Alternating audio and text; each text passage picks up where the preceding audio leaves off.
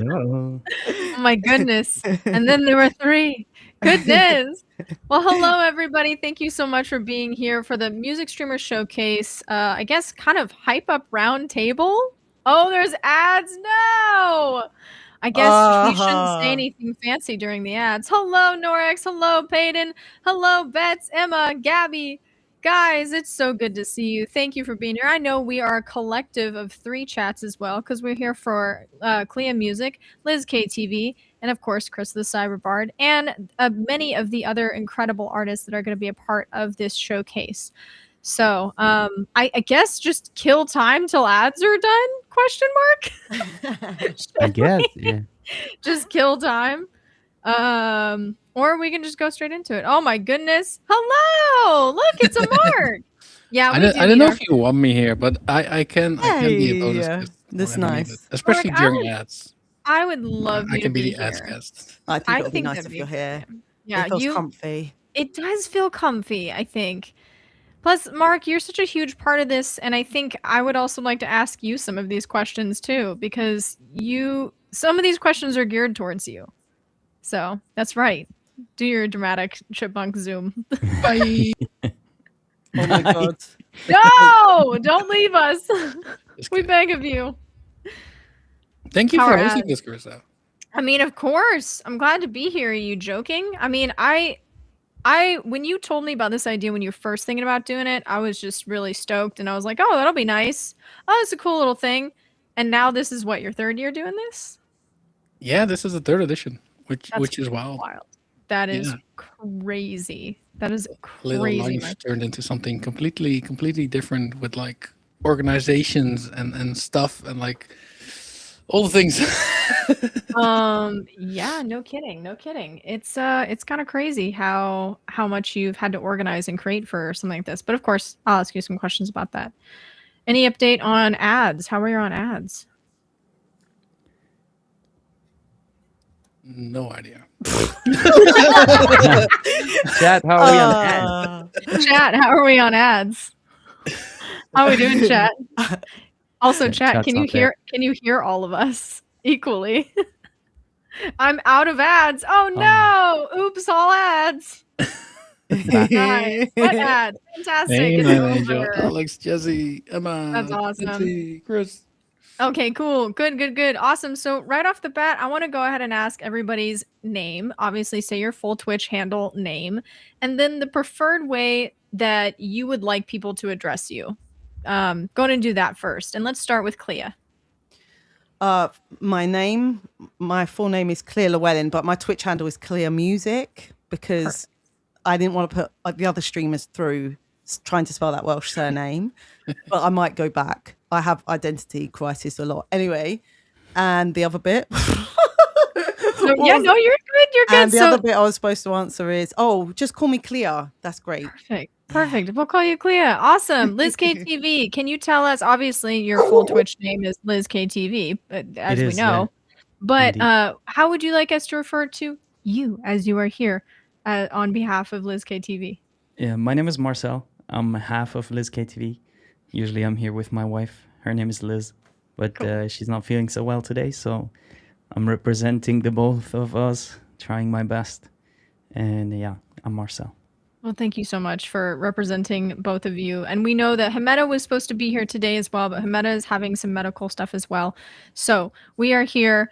We are mighty. We are surviving. And of course, Maker Plays or Mocker Plays. Can you tell me exactly how to pronounce your name, Mark, on Twitch? How do you actually pronounce it? Because I have been butchering it. How do you pronounce your name? That's right. Pop back on screen. Wizard of Oz. He's hiding. He's hiding. He's gone. He's like, I'm a mod now. Anyway, so I've heard Maker and I've heard Mocker. Chat, you can tell me too. And obviously Marcel and Clea, what do you think? Is it Mocker or Maker?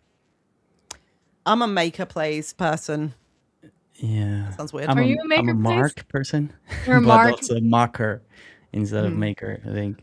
I just got a package delivery. I'm sorry for storming off like that. Oh no! For the showcase, obviously, because why not? So how do you pronounce your name actually on Twitch? So if you want to be like following the lore of like it's Makker. Mocker. Yeah, that's the intended way.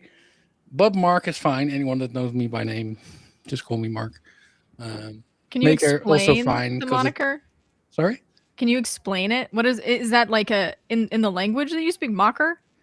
Yeah. So in Dutch, if you say Makker, which Uh-huh. is spelled differently, but it sounds like that, it means buddy, like hey buddy. Oh, cool. So the origin story is that I literally typoed my own name while we were playing a game. Uh, but it was kind of, I don't know, kind of cute, kind of stuck around. So that became my my handle here, and yeah. There you go. I'm glad I know that now. So I'll probably go Mark because I go, Uh, hi Mark. You know, thank you so much for that exquisite stream lore. I appreciate it. Thank you. And let's go around again. Clea, I'm gonna start with you again. When did you first start streaming on Twitch? When did you start your Twitch streaming? Nay. I guess. I started streaming in 2020, like a lot Okay. of musicians did. I actually meant to start streaming before that. I had my husband is iDigital Dragon, he's going to be streaming soon from his own channel doing drums.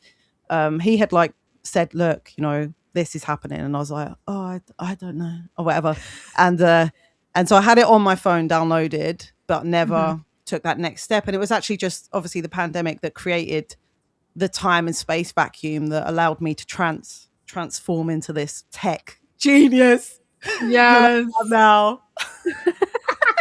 It feels like that. Compared to Sometimes. like, the average bear, Before. we can Oh loop, yeah, okay? before, definitely, exactly.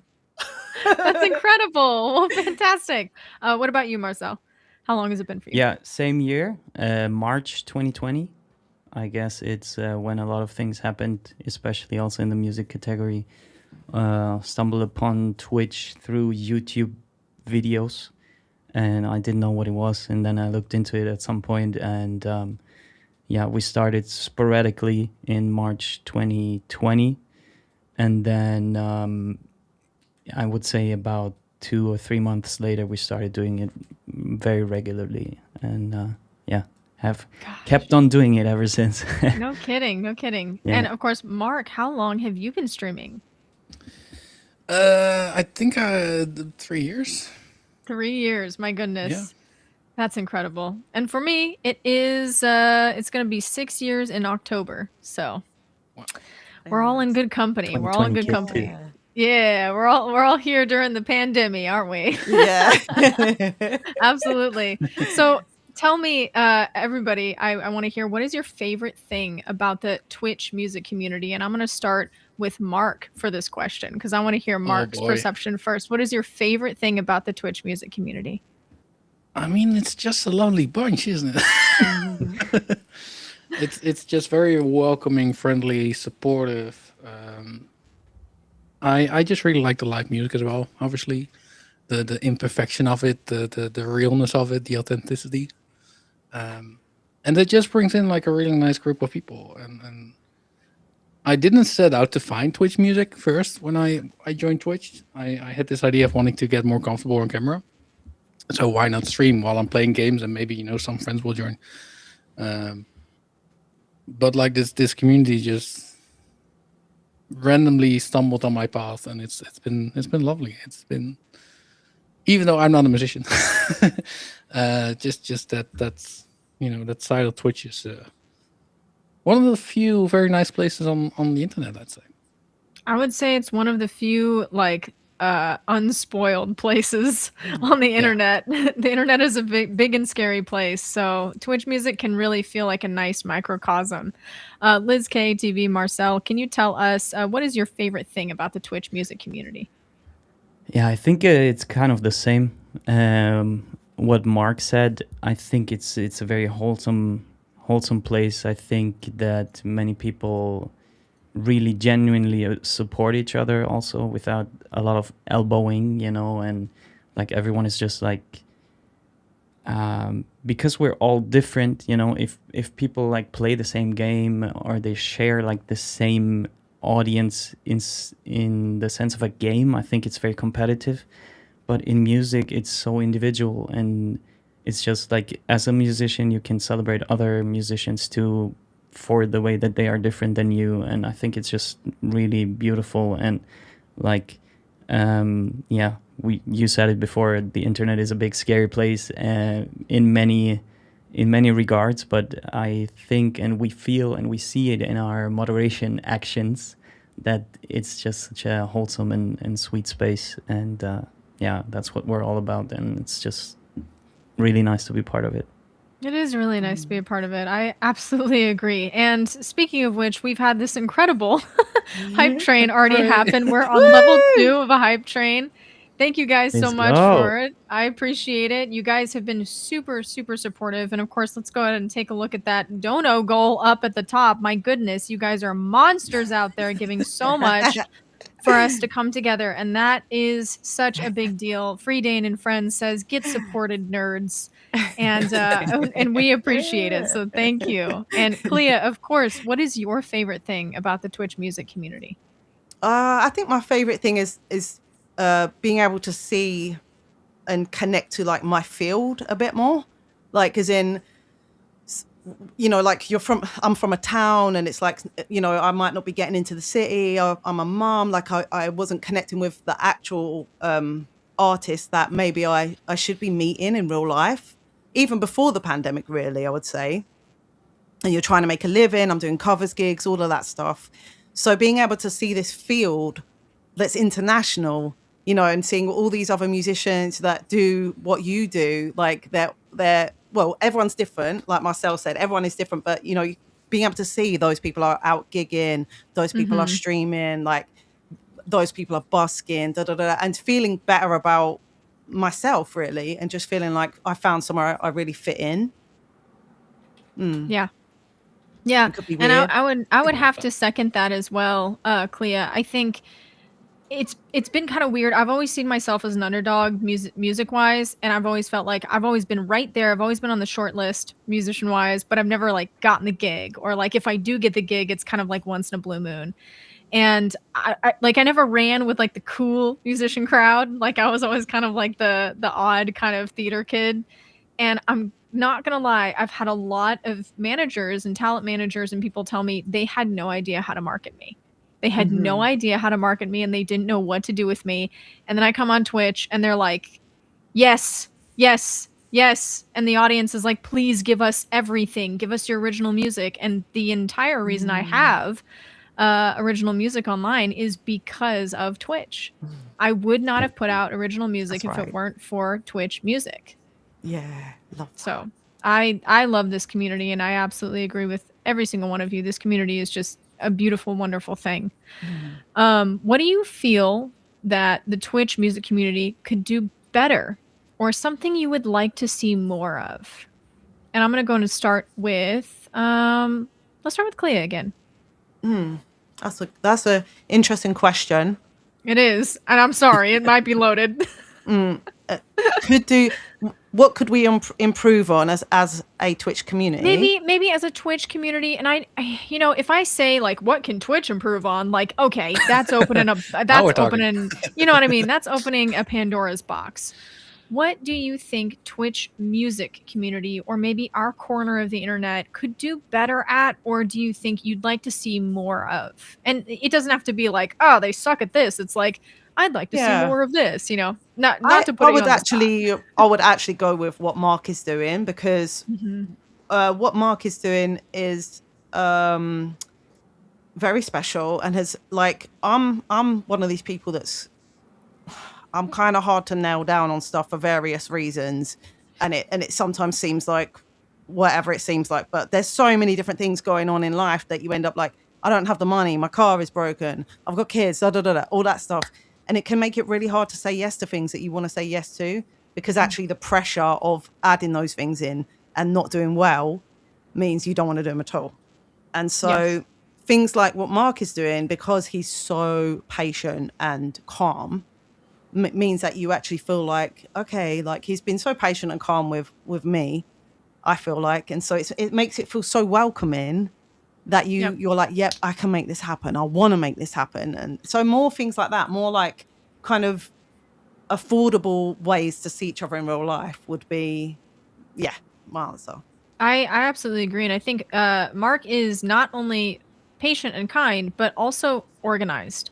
Mm-hmm. And I think that makes the difference for these things. The fact that I got to do what I need to do at my house and then show up and go, oh, I'm just going to pop into a restream, makes the world of a difference for a streamer. Makes the world of a 100%. difference for a crazy, like, chicken with your head cut off streamer. Right. And we all are. Don't deny Exactly. it. We all are, because we're doing a million things. We're wearing a ton of different hats. Exactly. So, Marcel, what is one thing that you feel that the Twitch community could do better or you'd like to see more of? Yeah, it's a really hard question to answer. Like, I think that the Twitch music community does a lot of things very, very right already. Like, You're not wrong. And so I do agree with Clea, of course, that the thing that Marker puts together is incredible. Like, we went to the event last year as guests, as visitors, and just to see everything materialize into the real world is like, at some point you just really have to take a step back and take it all in, that there's actually the people that you've seen on the internet, like other streamers for years. You've been like connected somehow, you've seen them on screen, and you have a feeling that you know them, and suddenly they are like in 3D in front of you, and like these, it's an incredible experience. And I know that it's insanely hard to organize that and to, you know, like make it good for everybody, but yeah, Mark has an incredible amount of talent and patience in organizing these things. So I don't know if many other people could do it. So I would love to do it more, to see it more. But overall, I think this community is hard to find something where I would say like they need to do this more, they need to do this better, because it's really such a nice place. Yeah, and yeah, I absolutely agree. And one of the things I've noticed about this community and what I've heard about this community and the way it grew was okay, so before there was a music category, there were music streamers, and they showed up and they were kind of just a group of people that liked doing music. The initial people that showed up to Twitch, in my opinion, and based off of what I know of other people talking about these Twitch musicians, was that they were just exclusively wholesome. And they wanted so much to just share music. And because I believe that that was the seed of the music community, I think that's what created this beautiful, wholesome corner. Claire Picks, Calvin Thomas music. These people have been online for years, and they were some of the people that were there before the music category actually existed. Call sign Scarecrow. Like, these people came together and they said, I'm just going to be excited about doing music. One thing we did get from chat, from Tesno Pesno, is my personal opinion is that there's still not very good visibility of all the stuff that's going on in the music Twitch verse. People see a lot of big streamers and still could use like some shout outs and follows for maybe the smaller ones. Visibility outside the music rabbit hole is pretty limited, and it can be helped with hanging around in other people's streams. And I do absolutely agree with that. And I think that's a good opinion to put out there. And I think a lot of people have been frustrated with how much visibility the music community has gotten maybe on the main carousel, right? And in my opinion, hey, it's a business. They're going to run it the way they want to. And the fact that Dan Clancy even entertains the idea of saying hello to us is, hey, you're a CEO and you're taking the time to do that. So no harm, no foul from me. But I absolutely understand that as well, Tesno Pesno. So thank you for sharing that. I appreciate it. So because you guys are full-fledged creatives outside of being on the Twitch first, I'd like to ask each of you, and even Mark if you got one, but Clea, I'll start with you. What is something that tell me about a creative project that you were in the process of or almost finished with that is fueling you and making you feel creatively alive? The creative, that's a good question as well. The creative process that I'm in the middle of, it might not be making you feel alive, but is it making you feel like creatively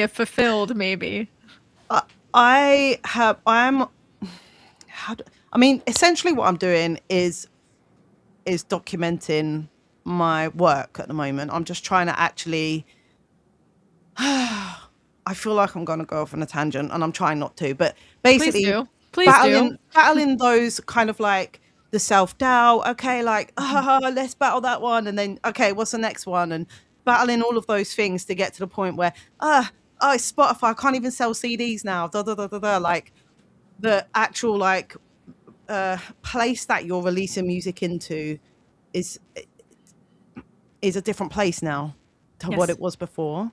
Yes. And so it's been very challenging to release what I have, and I have so much now that I'm like bah, bah, bah, bah, bah, exploding. And so I'm really trying to sort of not slow myself down. I still am writing, and I really treasure the ones that I do write, but I'm basically trying to document everything so it's all like got its place and it's recorded, da, da, da, da, da. And then I'm going to go in the studio. I'm going to try and do like a 1-day acoustic album basically next.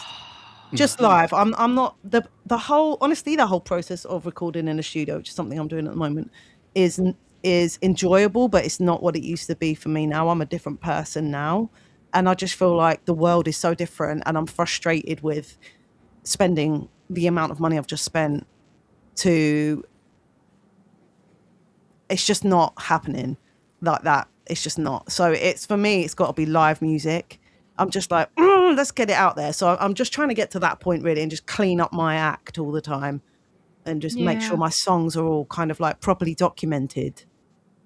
God, and that's I gotta say, going through and looking through your creative projects and your creative babies and cleaning them up and tailoring them to be in a presentable sort of way is certainly probably as difficult as putting an entire outfit on a toddler before they go out, right? Exactly. It's similar, right? In that Right. way, it's like, okay, we're gonna wear the tutu today because nothing's gonna change, or we're gonna have a meltdown. And sometimes you got to choose the tutu. So I totally understand that, Yep. and I can understand how that could be creatively fulfilling, but only after you've finished it. So thank you for sharing that. I appreciate that. Thanks. What about you, Marcel? What is a creative project that you are maybe in the midst of or almost finishing up that you feel really creatively excited by? I mean, I have to admit that we are, first of all, I'm not a full time musician. I have a full time job outside of music. And also, Liz and I are going to celebrate our wedding next week. And so a lot of our creative energy is going into how to organize that. I mean, I'm from Germany and Liz is from Venezuela. And we live in Germany and we're going to celebrate in Germany. And a lot of our like mind space is just going into how do we get everybody to the right place at the right time? How do we make sure that Liz's family, who doesn't speak German or even English, how do we make sure that they can order drinks at a German place? And so, like, we created a million things for this wedding. Now we wrote our own speech because we couldn't like find someone who officiates the wedding in 2 languages. So we wrote the whole thing in English, and now we are going to make our best man, one in German and one in Spanish, to officiate the wedding in 2 languages. So everything is consumed by this at the moment. We don't have like any other musical projects running except for, of course, then playing at the Streamborn, which is also the first time that we're going to be on a stage playing our original music. Like, we've never done that before ever anywhere. And then we're also going to play a gig with Kevin and B Flat from Kevin's Cafe Live in Zurich the week after. But it's kind of everything stops next Sunday, and then we can restart with the other things. So yeah, we're kind of in the middle of that. Like, we got married legally last year in Denmark, in Copenhagen, but then we wanted to celebrate again with our families and friends, like here in Germany. So yeah, it's a lot of that. It's a very creative process because it's not a like your standard wedding. Everybody is from the same place and speaks the same language, so it requires a lot of creativity to find solutions for those not problems, but like exciting challenges. Let's put it like that. Yeah, no, I agree with that. Marcel, I think that's beautiful that you shared that with us in particular, because I think, especially for chat, it's really good to know that just because we're on stream and just because we're doing music doesn't mean that we do that when we clock out. Doesn't mean we do that when we leave.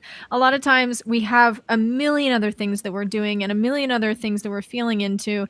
And sometimes, especially for us creatively, I guess, inclined people, creativity has to go into problem solving, and creativity has to go into the problem solving of how we do the real world things. And creating a menu that has multiple languages on it is a very creative thing, my friends. I know there's a lot of aesthetic things that you are creating for this gathering of families, and that takes a lot of brain power, a lot of creativity, and a lot of energy. So congratulations. I'm glad that you're doing this, and I think it's gonna be great once you get it over with, because you're gonna go and then you can focus on seeing us. It'll be great. You can Yeah. sleep for 2 weeks and then everything's fine. Yeah, exactly. Then you'll be fine. So, Mark, do you have Exactly. any projects going on right now? I mean, tell us about Streamborn and how you've kind of ramped up into this third year and how it's been different than the other years that you've been involved with this. It's definitely been a year of trying to professionalize things. Like once you've done things a couple of times, you're always trying to make it better, right? So the biggest change we've had this year is the transition to an actual nonprofit organization, which is perhaps not very creative, but it does take a lot of energy. It takes a lot of creative problem solving. It does come with a lot of problem solving. Yeah. But also, like in terms of branding, we adopted Streamborn this year as a new name. We spend a lot of time discussing a bunch of options and challenging even like my own ideas of like I had this. I talked to you, Carissa, about this at some point. Like I had a couple of ideas. I'm like, what do you think? Like without explaining them, like what do you feel represents this event, and trying to get to something that fit. And that was a whole process. That was a whole process, and a lot of talking with a lot of people, a lot of thinking, brainstorming, to finally land on something that I feel fits what we do, and gives us room to grow and all that. And of course, like there's always thing with branding and making graphics and the website, and we have a whole bunch of fun things I'm not going to spoil yet. That will be available IRL. There's all these things going on, and I can't wait for everything to come together and just have an amazing weekend. And that's going to be the biggest creative thing altogether that I'm going to be doing this year. I think that's a huge creative endeavor, and to bring music streamers together is like herding cats made out of Jello. Anybody who has organized anything on Twitch can know that herding music streamers into one place to do one collective thing is like herding cats. It's just like, it feels impossible. So thank you for doing it. But I gotta say, Mark, you do it well because you give the exact information, you give plenty of lead time, and you give all of the resources up front. And being that organized and making our load so much lighter, that's why we do this. We do this because you're good at it, because you're kind, because you're patient, and you've done such a wonderful job doing this. So thank you, Mark. You rock. I mean, it did only take 3 years to get clear to agree. Right? Only 3 years, whatever. Love that. We've been talking since the first edition. She was on the list for the first one. Exactly. So we did have a quick question from chat, and I'd love to hear this from you guys too. Mads has asked, how much time do you guys spend training and preparing for these streams? And I'll start, and then I'll basically hand it off. So first of all, I have been singing and taking private voice lessons since I was about 12 years old. I'm 33 now, and so I've been doing music professionally for a long time. I started out classically, and so I have 2 degrees in classical music. I teach private voice lessons. I do voiceover work. I do this as a career, and I'm a full-time freelancing artist, and I have been for almost 10 years now. Twitch happened during the pandemic and happened because I needed an outlet and I wanted to perform, and I desperately wanted that outlet to happen. And Twitch was also, I actually streamed on Facebook for an entire year because I was so terrified of Twitch because I didn't know how to use it and I was scared of like getting bullied on the internet. Surprise, surprise! I probably would have had a higher chance on Facebook. But it was something that I used to practice accompanying myself on piano when I did streaming, and I learned more and more how to use instruments and sing at the same time. I was primarily a singer, and Twitch taught me how to sit there and practice until I got good enough to be able to do those things. Now, I also do a lot of backtracks and karaoke on my stream as well if things are difficult, but for me, I was already a professional musician doing this for a long time. And how long do I take to prepare for a stream? That's hilarious because remember the herding cats thing? Usually, in my experience, streamers basically run into their stream room about 5 to 10 minutes before their stream and go, I need to turn everything on. And that's usually how stream is prepared. And I would say that that's still how stream is prepared. And the giggles in the video right now is absolutely affirming that. So let's go ahead and start with Marcel. How much time have you spent training, especially with your wife? Like, I mean, that's a whole thing to pull it together as a duet experience. And do you guys spend time practicing that? And do you guys have a preparation for stream? It's funny because actually we met on an application called Smule. I don't know if you guys know Smule. Yes. You do? So Yes. that's where we met. Like for chat, if you don't know what Smule is, it's kind of like an online karaoke platform. Just to put it like simple, you can sing the half of a song, record that, upload that, and then anyone who finds that can join, sing the other half, and then it's putting it together into a duet. And that's actually how Liz and I met. Like one day I found her, what you would call an OC, an open call. I found one from her. Ed Sheeran's Perfect. I listened and I was like, whoa. And I joined. I completed the song. It was put together into a duet. And she heard it and she liked it too. And then we started following each other there. We sang more together. At some point, I had a couple of drinks or more. And Love that. I gathered the courage to send her a message. And we started talking. And yeah, that's basically how we met. So and it was always singing together in harmony. And it's kind of how our relationship developed in the first place. But then when we went on to be a couple, we were living in two different countries. She was living in Barcelona at the time, and me in Germany. And then at some point, I moved to Barcelona to be with her. And we actually sang together on Smule for a little while longer, even while we were living together.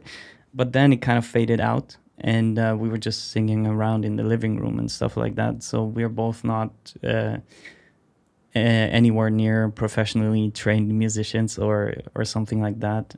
I'm more of a soccer, football kind of person, and I only picked up the guitar first time when I like ruptured my ACL in my knee, and I was having surgery, and I was super bored.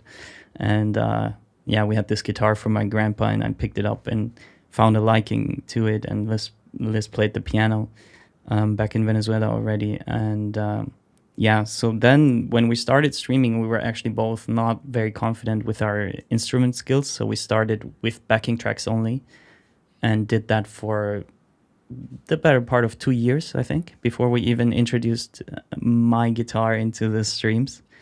And then, yeah, step by step, we grew into that. And yeah, so how do we prepare for streams, or how do we practice for streams with the stream before? This is Yep. Good answer. Yep. what we On do. stream.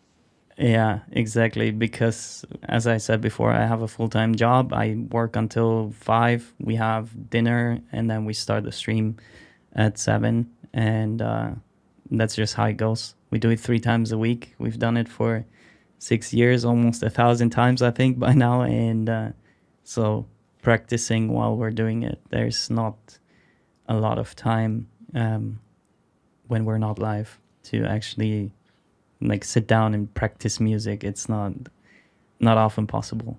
Yeah, that makes total sense. I like that it's a synthesis. And thank you so much for telling your love story because that is the sweetest. You know how many people in chat were like, it's so cute. Like, I mean, seriously, that is like a musician's fantasy.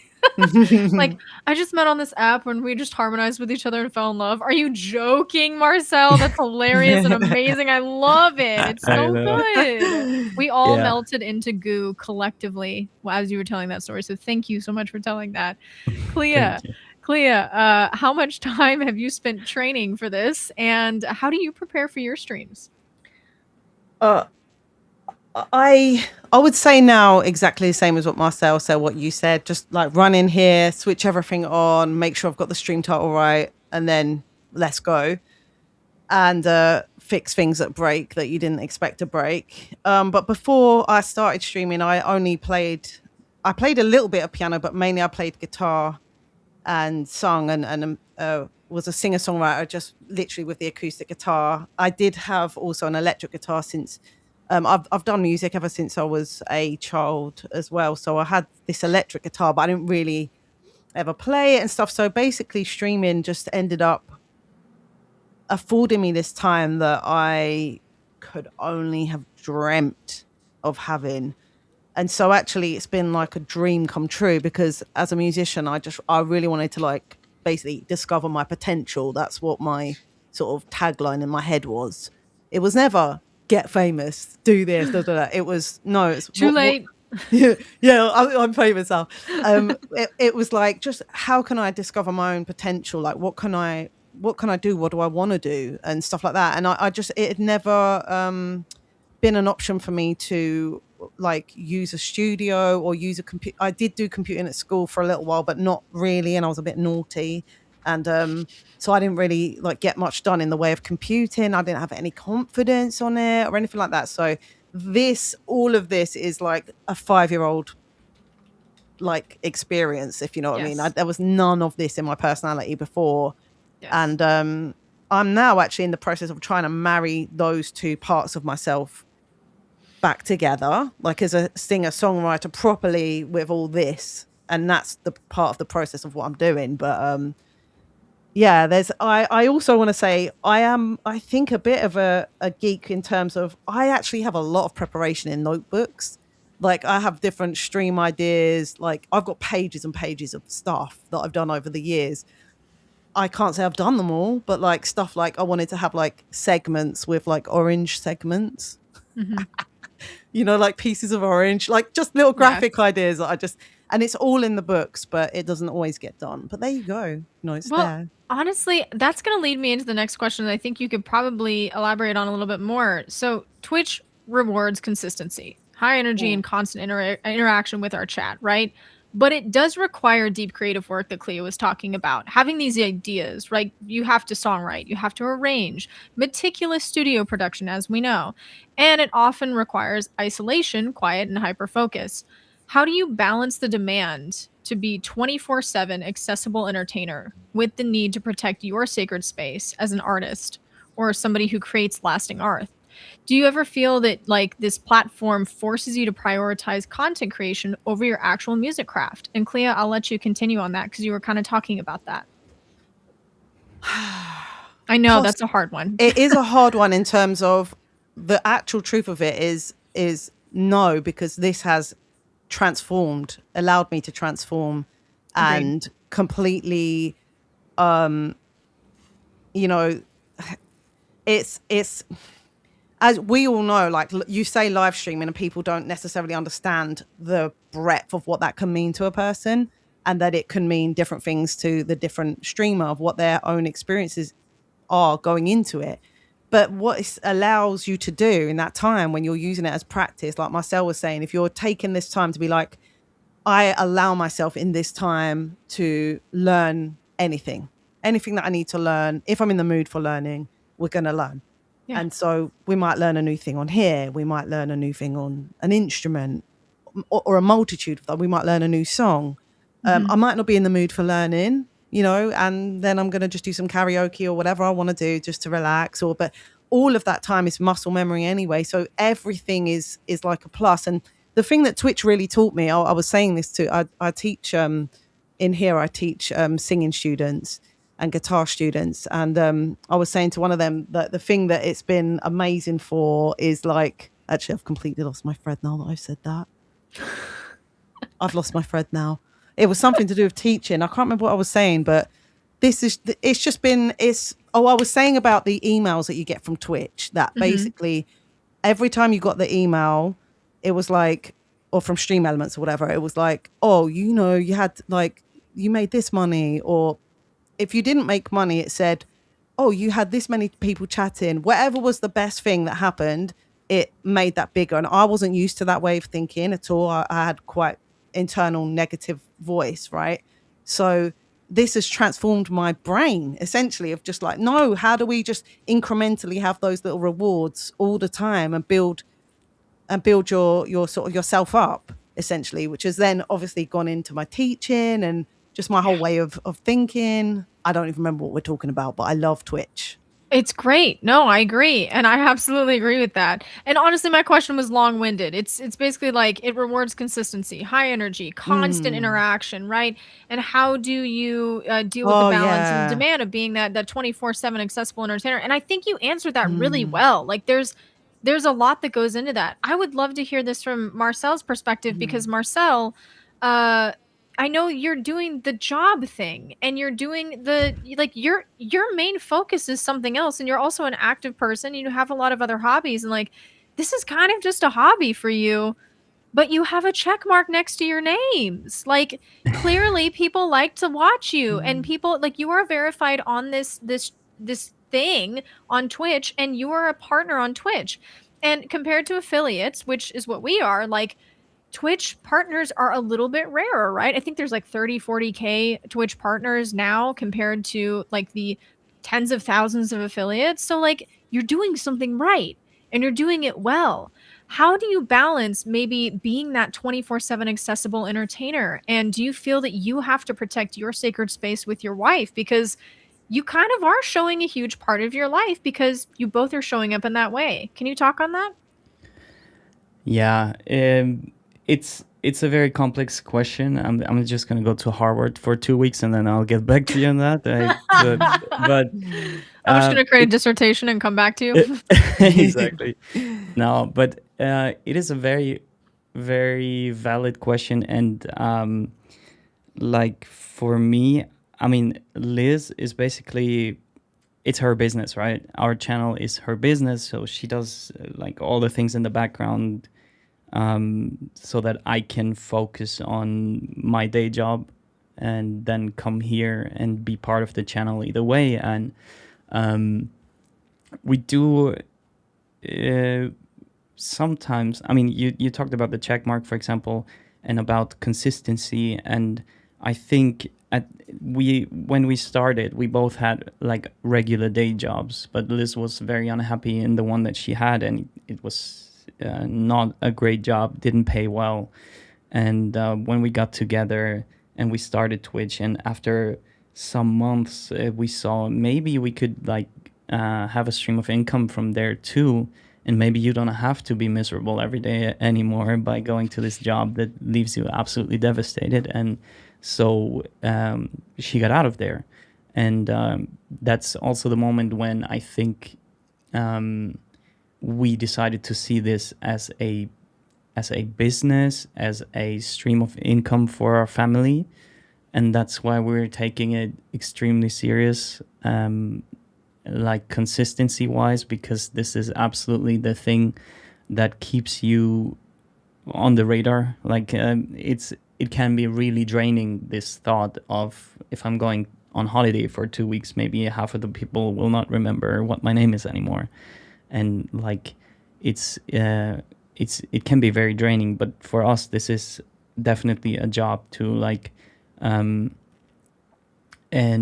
it can be challenging to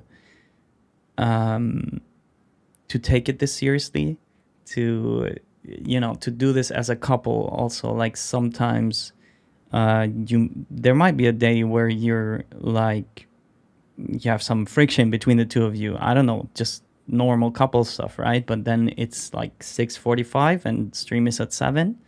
So, you gotta get it together. And luckily, it's very rarely the case with us. Like, it almost never happens. But just it's a lot of life in between streams, and then you gotta get back to it because it's important, and it's definitely a part of our family income. And so yeah, it's a lot. And regarding the maybe eating up your creativity or creating your own music, like sometimes it's probably the truth that maybe we could have written more songs if it wasn't for Twitch streaming. But then again, I think if it wasn't for Twitch streaming, I would have probably written one song in my life, which is the one that I already had before we started, because it didn't mean a lot to me, but it meant a lot to the people on Twitch to hear our original music, and that motivated us to write more, because we were like, okay, there's actually people out there, who like our original stuff, and so I think we should write more. And and that's so it's a little ambiguous. Sometimes you think you put so much time into streaming, like we stream, I don't know, 13 14 times a month, 3 hours each. So I don't know, it's like a pretty typical 3 times a week kind of schedule. And well, there's 5 working days in between, and a lot of other things going on. And you would think that maybe you would write more music if it wasn't for streaming constantly. But in our case, I think there would be no more music without the stream. You At also least got a raid in there, by the way, from your Oh friend yeah, Evan. Evan, bro, thank you so much for the How raid, come you man. heard it? Good to see you. Thank you for Thanks the for raid, guys. And thank you, chat, for the support. Thank you for keeping it rolling. You guys have been really, really kind and really, really supportive. Thank you. Thank you. Thank you for being here. Just for the people that just popped in, hello, my name is Krissa, and today we are doing kind of a roundtable discussion about IRL meetups that we're basically going to have an IRL meetup in 22 days, 21 days in the Netherlands for the Streamborn music streamer showcase. And that's kind of why we're here, is to talk about the importance of the IRL meetup and what that means, and maybe take a deep dive on what it means to look at some of these streamers and say, what does it really take to do what you're doing? And so thank you, Marcel, for that really, really beautiful thought out answer for an incredibly naughty question. So thank you so much for that. I appreciate it. Thanks And for this next, asking. of course, this next question is going to be for Mark. Mark, you're up on the table. So Hi, I'm here. I also have a dog. of course you have a dog. Yes, of course you do. Coda, There he by is. the way. Aw. Yes. Nerdy music name, Coda. We love that. Oh my goodness. Mia Yeah. Raymer is raiding. Let's go. Mia, thank you so much for the raid, and thanks for bringing 122 of your best friends over. My goodness. It's so good to Thank see you. you. OG artist. Goodness. Hi, Dex. Hi, Bullfrog. OG artist for sure. Yeah. Hi, Kat. So again, we are here for the Streamborn music streamer showcase, and we are kind of talking about what it takes to be a music streamer, but also what entails doing the IRL meetup, which of course I know Mia is an IRL person as well, because I've seen Mia at some Twitch cons, and it's Mia really was a lovely. featured artist our first edition, actually. With the first edition of Streamborn? Yeah. That's incredible. Of course she was. Of course she was. But also an incredible musician as well. So Mia, thank you so much for bringing your community here. I do appreciate it. You rock. This next question is for Mark. Oh boy. Organizing an IRL meetup is a massive act of love, but it also takes some serious coordination. When we transition from the comfort of our digital studios into a physical venue, we take on the role of event planner, host, safety coordinators, all at once. For you, what is that like? What does the behind scene process look like? And what are the biggest logistical hurdles that you have faced through this process? Thanks, Steffi. Um, that's a big question. It's a huge one, friend. It's a round table. Listen, you hired me to do this, okay? I'm going to give you big questions, okay? I'm loading the I revolver, wasn't babe. You supposed got to to be on shoot it. camera. You got to shoot it. No.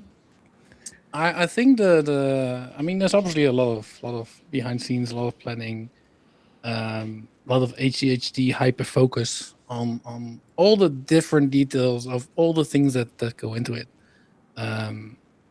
I think one of the challenges I personally have is delegating, because I'm trying to not like burn out organizing these, and it is a lot of work, and it is a lot of different things, and that's something that I've been trying to get better at, because we have a whole team. Like we have 7 people who help organize this, and a whole bunch of volunteers as well for on the day, and trying to distill quite a bit of chaos in my head for how different things are going to work, and ideas, and how to lift things to another level, and make it even cooler, and trying to distill that into a format so other people can more easily contribute to that, and make it easier on me, basically. Yeah. That's the biggest personal challenge I have organizing this. I have also learned about the cats and the jello. Yep. That I enjoy that though, and there were some comments in chat about the raid train and like the document I have with all the information to make it all easy. That's because I've doing this for a couple of years. You find out what works and what doesn't, and what people need. And there are people who 2 weeks before a raid train or an event are perfectly organized, know what they need to do, have their overlays ready, and there's a whole bunch of people who start 30 minutes before. I'm not calling anyone out. 10 minutes before. This is actually a lot of. I went live for my slot on the raid train with nothing prepared. Like, don't get me wrong, I'm the same, but I also knew I had the overlays already, so I didn't need to think about that. But like trying to make that as easy for everyone. The easier I make it for someone else, the easier it is for me. The fact that I have one document with all the information in it means that if someone has a question, I can just send them the document. And that's why I think it works. Why I think the chaos in my brain comes across as organized, just because I'm trying to think about things before people have to think about it. Yeah, no, that makes sense. Is there anything that we as streamers could do to make this process easier for you in the next years? What are some things that you're like, oh, it'd be so cool if this happened, or it'd be so cool if this happened? Just go ahead. Give us some dad reminders. give us some dad reminders. Maybe someone can take my dog while we're on the stream. Is that There you go. That's There you great. go. Take the dog on a walk. I think that's great. I think I do need to step away in a bit just to let him out, because he's very Absolutely. very antsy. Absolutely. I think one thing I'd love, like if we're talking like big dreams, I'd love to see more groups sort of self-organize and make more of these events possible. Obviously, like we've built an infrastructure, we have an organization, we have the donation platform, we have event plans, we have notes. So there's a lot of things that we have, but we don't have a local presence in, say, America or Canada, or I mean, England technically we do. So ambassadors. Yes, and like a local host that's like, yo, I want to do this. Maybe I don't have event management experience, or maybe they're a bit worried about it. But we can help with that. We just need someone local, Franchise. find a venue, Ooh, organize, you got a free the day and local excited. lunch, You got a free day all and those things. excited. I think if you're talking like big dreams and how the wider community can help, I think we do need more of these events. Yeah. And there's a limit to how much I can do. There's a limit to how much our team can do. Yeah. But like, why not? Divide and conquer and get other groups together in different places to make more of this happen. I agree. I completely agree with that. I'll go ahead and dismiss you. You can take your dog on a walk, and we can talk down and dirty streamer things. Okay. Sounds good. I'm I'll be back in like 10 minutes. Sounds good. Sounds good. Have a good walk, Coda. Bye, Coda. So I am, and I was not lying. I'm gonna get down into the nitty gritty. Are you ready? Yes. down. Are you ready? Okay, you ready, chat? This is why I'm probably not on Twitch staff, folks, because I'm willing to ask these questions. Okay. According to Psychology Today, a parasocial relationship is one-sided imaginary bond where a person feels a deep emotional connection, intimacy, or friendship with a media figure, celebrity, fictional character, or influencer who does not know they exist. Our relationships with our chat are more nuanced than the commonly coined term of a parasocial relationship buzzing about the internet. Our community in chat and the musicians section of Twitch is usually filled with fellow musicians, producers, folks with higher learning music education, and a mix of loyal fans that are all throughout the world. Because of this, our interactions are different when we meet IRL. Can anybody speak on this or talk about their personal experiences meeting their chat in real life? And I'll go ahead and start with Marcel for this. Yeah, definitely. We were lucky enough to meet some of our chat regulars in real life a couple of times. I mean, one of them, our mod Norix, he's gonna be a guest at our wedding. So Oh, that's so cool. Yeah. he found us. I believe it was in June 2020. So we've been like connected since then for more than 6 years, and yeah, we've met several times in real life as well around TwitchCon, and we had like a little community meetup in Frankfurt once, and last year he visited us here at home, and yeah, so I'm just really thankful for Twitch to bring in these people into our lives. That is an absolute success for our personal lives as well. Of course, you also have other people that you don't know so well, and you never.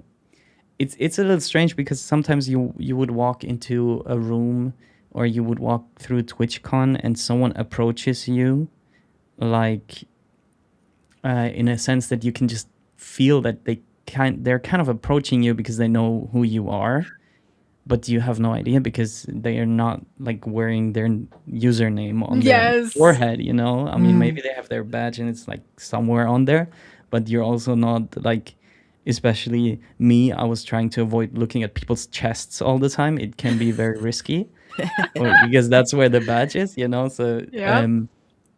and so sometimes you have this feeling like, okay, this person really knows me. Like they've seen me for hundreds of hours on a screen. Like they think they know me because they see me on a screen, and I have no idea how they look. And then this short moment of them introducing themselves, and then you're like, oh my god, that is you. Yeah. And you're like, we met a lot of people obviously last year also at Streamborn, and it was nothing but beautiful. Like everybody was always super respectful, super sweet, just like, yeah, lovely, and I wouldn't want to miss it for the world. Like it's really, really sweet, and I can't wait to see everybody again and meet even more people, meet you guys in person. So exciting also. And I think it's tricky because, well, as you said, like we're giving a lot of ourselves into this. I think it's also that if you're like a celebrity or an influencer, or you can really like upload selected content, I think it's different from being Very a live different. streamer. Very Because different. if you spend thousands of hours here, like for me, even with my wife together, like we can't start acting in a way that we are not real, like in front of each other. It would be really weird because we're like husband and wife, like you know everything about me and I know everything about you. So I think the connection is different. Like you really need to differentiate between a live streaming scenario and like a celebrity or even like a TikToker or whatever. They show what they want to show.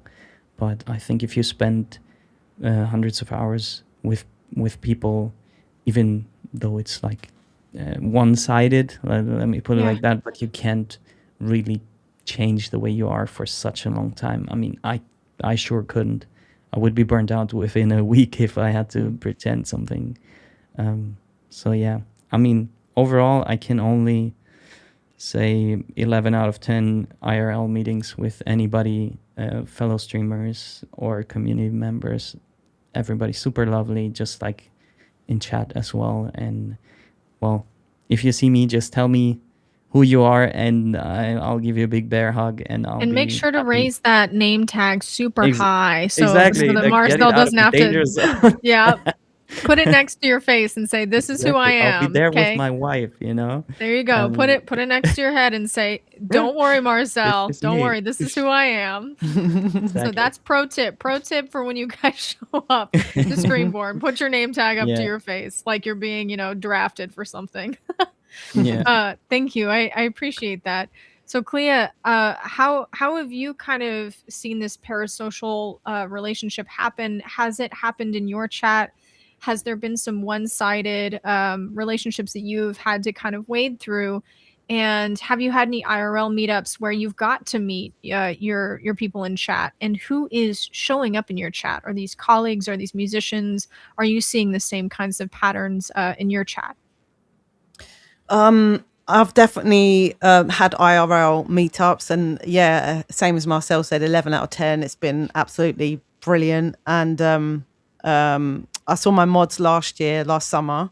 3 of us are, well, one's in Scotland, 2 are in England, and one's in America, and we're meeting up again next week. So having which we're really excited about. We're having a couple of nights in London.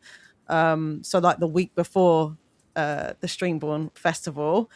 So that's really exciting. And we have a group chat, that's a WhatsApp group chat, and we chat all the time. We have an Instagram chat. We send each other memes. So I mean, somebody in the chat was saying they see it a bit like colleagues, and I guess in a way it is a bit like that, really. You have like it's definitely with some people, like with any colleagues, some you're more close to than others, but you all know each other on a certain level.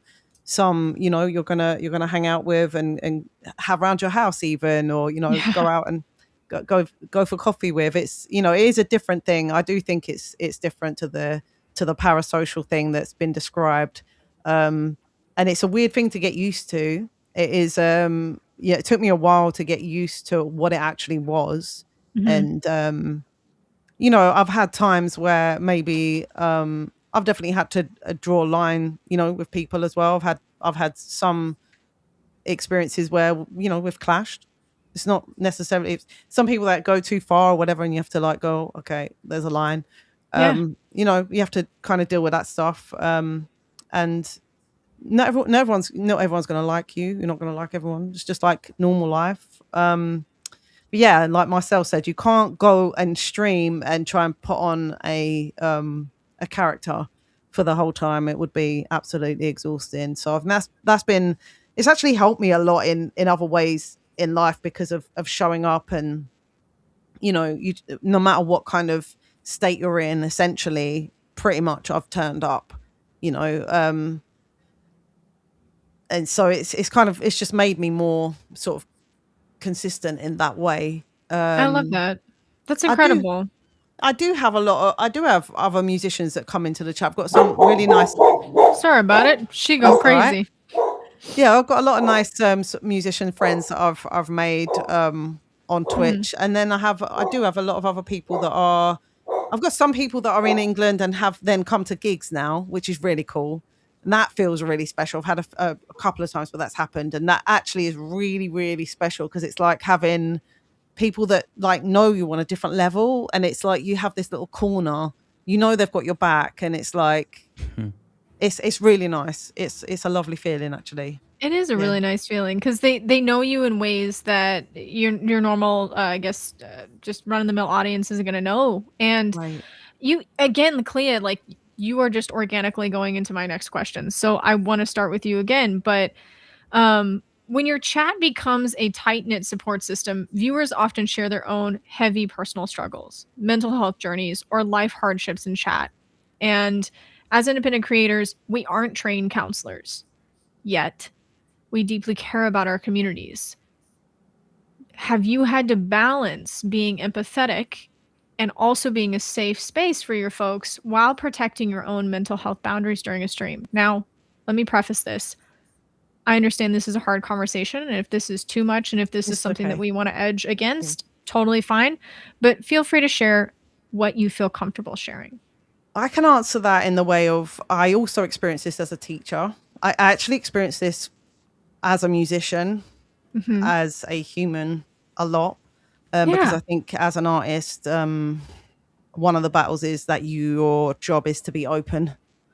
So actually learning boundaries was, you know, one of the hardest things for me, and practicing those boundaries. What are they? How do I practice them? How do I still remain open and yet have boundaries? That's confusing. So trying to sort of learn all of that. And I've definitely had times in my chat where I've actually lost, I would say, valued members of my community because I've drawn a line with them. Yeah. And that's sad. That's really sad. I wish it hadn't happened, but you also are a human being, and so you're how you feel each time. And I found the thing of kind of like setting the tone kind of difficult because I'm that person in the pub that's going to say something that's like loud and like I'm going to be disgusting or whatever. I have a like disgusting sense of humor, stuff like that. So for me to like kind of like set the tone and try and keep it like professional, but also have a laugh. And then other times how you're feeling about that stuff changes. And so I found that a little bit difficult, but I guess when like I'm teaching, that helps me with that line a little bit more because I don't work in a company. I don't have those kind of like professional things instilled in me in that way. Like, so I have to really like figure them out and practice them on my own. But I have the same thing with teaching where people will see it as therapy, and I've kind of had to just figure that out over the years because I think, and you know, as you'll probably know yourself, like with singing lessons in particular, there's no way that you can kind of avoid it in the end because it's an instrument that's in your body. All the other stuff is in your body too. So you have to kind of be able to go there with people. And I think next year I'm going to do more training around that.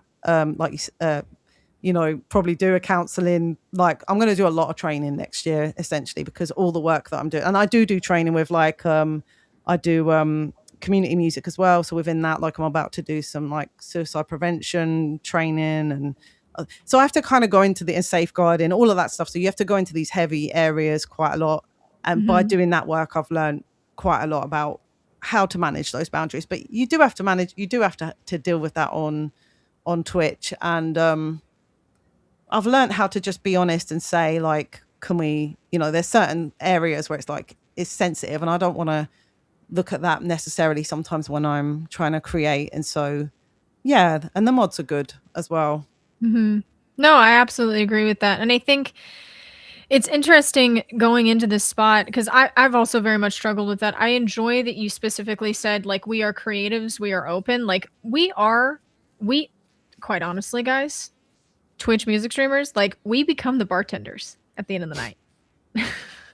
We see people at 1 or 2 in the morning when they've had drinks at their home and they're having some thoughts and they're having some things going on. And guess what? We're the friendly bartender.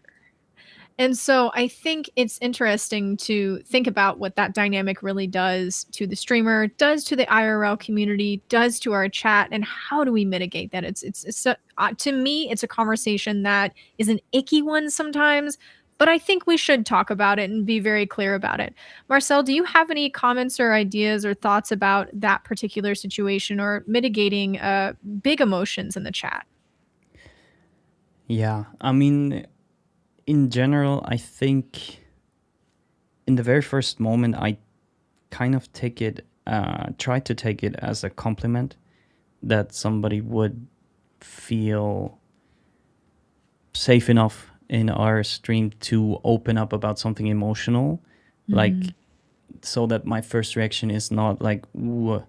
It very heavily depends on the wording, on the topic, on Yeah. also how long have you known this person, like, is it a person that just like XYZ just followed, and then XYZ's first chat message is like, I just broke up with my girlfriend and I have some dark thoughts, and and you're like, sorry, like, show empathy, but also make it known that you're not a counselor, and that if you need help, you need to find it somewhere else.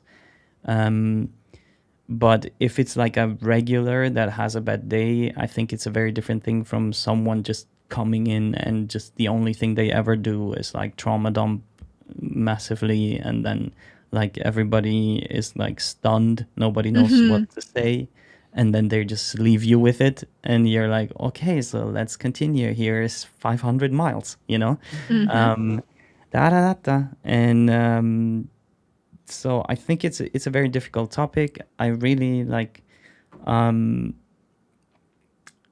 try to treat it with respect, try to treat it openly, but if it's clearly just that, like just dumping it somewhere and then leaving everybody with it, I think it is very important to have your boundaries and to be like, I'm sorry, but this is something for a professional, and we are not that. And I'm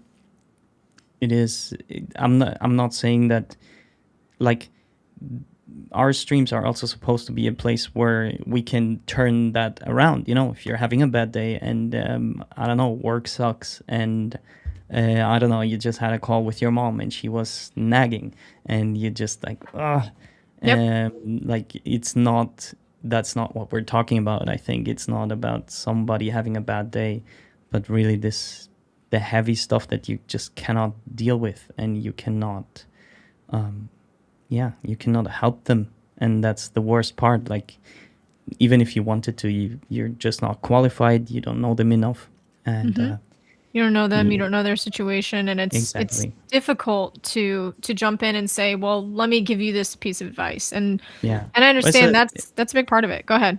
it's a very tricky topic though, because there's like this thin line between showing empathy and like falling into this trap of attention seeking that also kind of comes with it sometimes. So for me, I'm a softie. I'm a very like a person that cares a lot, and so sometimes I would, you know, have my issues with this thin line. Let's put it like that, to see like, okay, this is yeah, it's like what MJ says. Basically, it is possible to be empathetic with healthy boundaries. It's true. I believe it is possible, but I think uh, it's very hard to to find the sweet spot. Let's put it like Absolutely. Absolutely. I agree with that. And thank you for answering those icky, sticky questions because I do appreciate it. And it's like, chat, just so you know, I've never talked to these people ever. And I'm asking them about very personal questions about their stream and making them do it live and making them be very PC about it. Like, just know that we are dealing with some very class act people here who know how to talk about these things, and it's difficult to talk about, so I appreciate it. I know I'm putting you under the gun by asking you these things, um and I appreciate your openness about it, because sometimes when we do these IRL meetups, like, You don't know what the streamer's been through that day. You don't know what they've been through that week. You don't know what they've been through that month. And they show up and they give you what they can. And some days it's great and it feels great. And some days it's like, I am holding on to threads, friends, but I am here.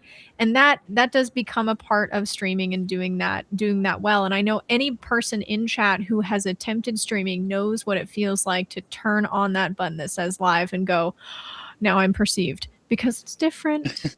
It's different. It's very different, and it feels very different. Let's go ahead and take a turn from one of our chat questions. Mads, you're giving me some cool questions, so I'm kind of incorporating them in. Mads asked a little bit further back, what tips do you have to find equipment or setup that works for you, and how many refinements did it take to get to your current setup? So I'm just going to say, what is one big tip that you have if you were going to tell somebody how to music stream? Like, what would you tell them? What is one piece of advice you'd tell them about tech or equipment? And let's start with that question first. Clea, you start. I know. I mean, I thought my questions were hard. that's a very, very hard question. I mean, I mean, one thing at a time, basically, and Yeah. you can start with where you are, you know. And essentially, when I wanted to stream, the first piece of equipment that I bought, I thought I was just going to stream from a phone. I bought a Roland, still knocking around somewhere, a Roland Pro little band thing that you can try and plug into the phone. I could never make it work. It was never what I wanted it to be, right? All I ever wanted to do was get a decent sound into the phone so that I could live stream and then chop up them videos straight away. I'm there. It's done. And essentially, I ended up learning all of this because of that. And only this year did I finally buy the correct speaker and the correct lead that I can now get a live stream, a pro sound when I'm actually out of this house. So I'm very happy with that. Hooray! And it took like 5-6 years to actually just get the right setup, you know, a phone that was working, that didn't have a smashed front camera, blah, blah, blah, like all the different bits and pieces, and the correct latest speaker that can do the Bluetooth and the live stream, blah, blah, blah. So one thing at a time. You can stream just, you know, from your phone. You can stream, you know, just from one computer. It doesn't have to be perfect. That's my one tip. I love that tip. That's such a good one. I love that. Marcel, give us your one tip that you would give about tech or equipment about music streaming that you would give to our audience. Both of y'all before this, y'all both go, it's like y'all have like war flashbacks. It's hard to narrow it down to one, you know, after being faced with all this for like more than 6 years. You just have so many. One thing I would also say is don't try to make it perfect before you start. Like, I think that's a really good take. Like, try to go live and feel it out. Like, don't spend a ridiculous amount of money if you don't even know if it's working for you, like if this is something you enjoy doing. Because I can also guarantee you, if you don't enjoy it, you will not make it sustainably in the long run. It's not gonna happen. So that's if I had to give one piece only, that's that. If I have a couple of more minutes, I would give you some more. I get that. Audio before video. Like, make it sound good before it looks good. Like, always prioritize audio. And do it in a way that is fun for you. Like, if you try to attend to people's needs and neglect your own, you're gonna burn out faster than you can say, "Oh, Katzelschwach." Yeah. I love that. That's a great tip. I enjoy that. And some tips we've gotten from chat, from some coding guy. Can I give a tip? Don't use Wi-Fi. wire in the Ethernet. Shausta says a restart could solve a lot of problems. And iDigital Dragon says once your setup works, don't update anything or it all breaks. I think Exactly. all great pieces of advice. And I think my one piece of advice for any music Twitch streamer that is looking to start up and figure out how to use their equipment and what equipment to use is to literally Google Twitch Musician Handbook. If you Google the words Twitch Musician Handbook, it is about $30. It is a PDF you can download. This book was written by one of Marina V Music's moderators, and it talks about all of the steps required to set up a music stream. It's so cheap. It is supporting somebody in our community and somebody who has seen somebody stream and grow in that way.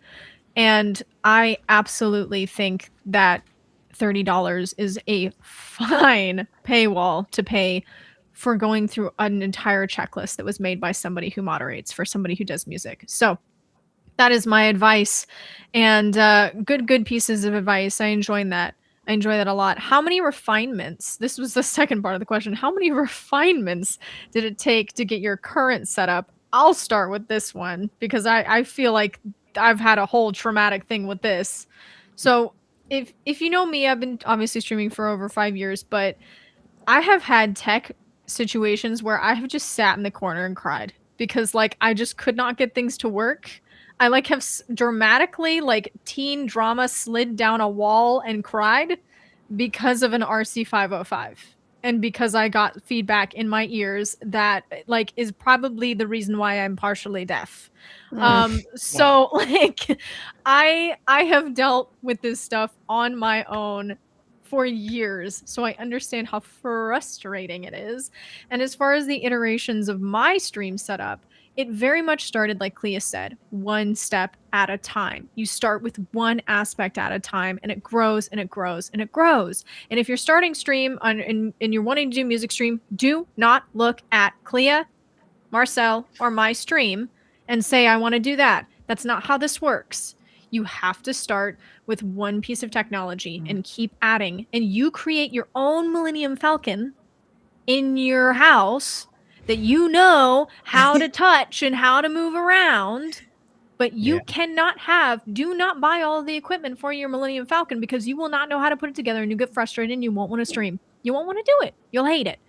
So, how many iterations of my stream setup have I had? Every single time I've moved, I had to reset it up. So I would say about 4 or 5 iterations of my setup, and some coding guy is in chat right now, and he is the reason why I'm Etherneted. He is the reason why I no longer have drops on my stream. And that took 5 years, friends. That took 5 years to have somebody saunter into chat and teach me how to put an Ethernet cord in.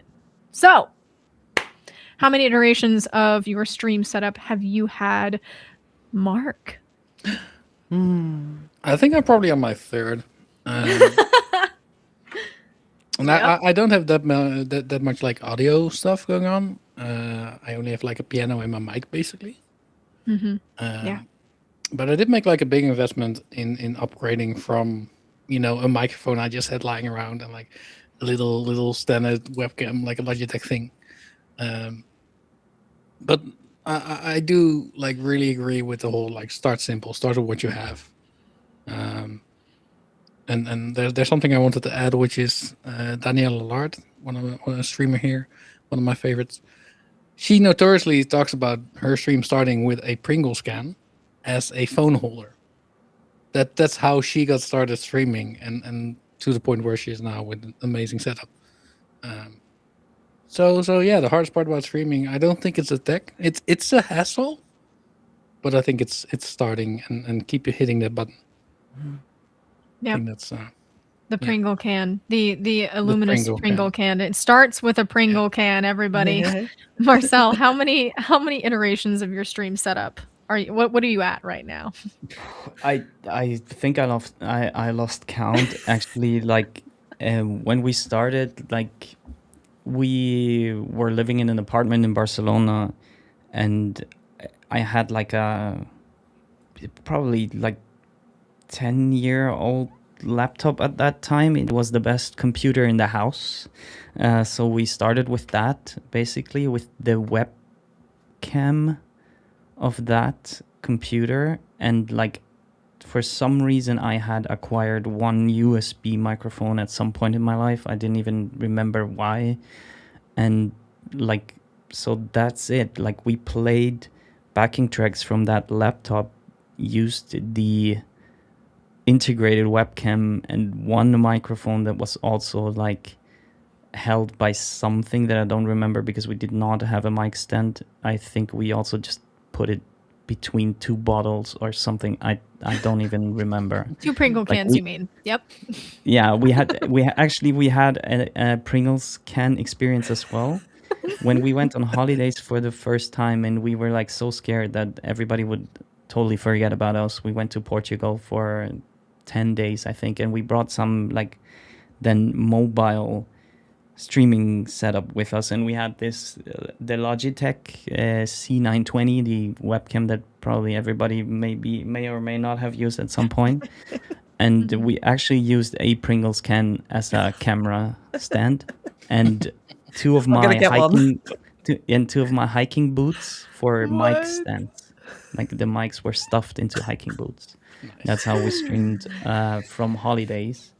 And yeah, so we did then upgrade when we had our first little bit of support. Like, people were like, you guys need some upgrades. What is this? And they gave us like some money to get like starting grade equipment, you know, and that's when it developed. But then like you keep adding, and like we added the instruments. Like, I only had a very old guitar, and now I have like 3 very nice ones. And you, like, at some point I felt confident enough to start looping, so I also got an RC505, and you get the Stream Deck, you get the lights, and like it just keeps growing. Like, yeah, and so, and it never stops. Like, if it kind of circles back to what you said earlier, never touch a running system. It's kind of really, if you're not unhappy with how you look, how you sound, or any of your workflow, please do not touch. Like, it's the rule number 1. Like, if you change anything, it's most likely gonna not get back together the way it was. And yeah, but then you see something fancy, or you think like, oh, I could use this, or at some point you think you should upgrade your microphone or your camera or your interface. I don't know. It just keeps growing, but only if you also see that it could actually benefit you in your stream and the quality. And you know what I mean? Like, this is just, yeah, it only makes sense at that stage. That's why I find this public service announcement: if you start, don't look at people who've done it for 6 years and spend I don't know how much money on developing this. Yeah. I have credit card debt, people, so much. So yeah, it's buy more Pringles. Exactly, just buy more Pringles. That's true. Yeah. Yep. So Clea, how many? Go ahead. I can't tell you how many times we also moved countries in between. Now we're in a house in Germany. Back then we had to unbuild and rebuild our stream setup every single time we streamed, because it was literally on our dining table.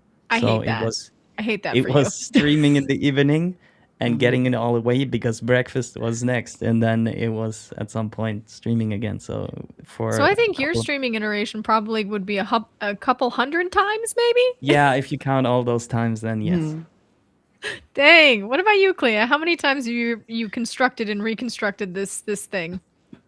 A few times in between, but I've got 5 main times that I've done it. So we moved around 3 years ago. So before that, it was in 3 different rooms within that house, including one which was an attic room, which was basically too hot to run stuff. So I remember like desperately trying to like take my laptop downstairs and set up like like an addict or something with Twitch, just like, but you just want to be like consistent. Do you know what I mean? So you're like sitting there sweating, just like setting up in a different room. But and then eventually we moved house, but it took a little while for me to get into this room here, which I'm in now, which so I was up at the dining room table for I think a year and a half or something. It was really quite stressful actually, but just trying to keep it all going and feeling like, am I allowed to sort of take up, like, I've got a family, so it was kind of taking up work room in the house, but we had to renovate, so we had to renovate this room. But the amazing thing, I have this producer desk, and it fit exactly into this room,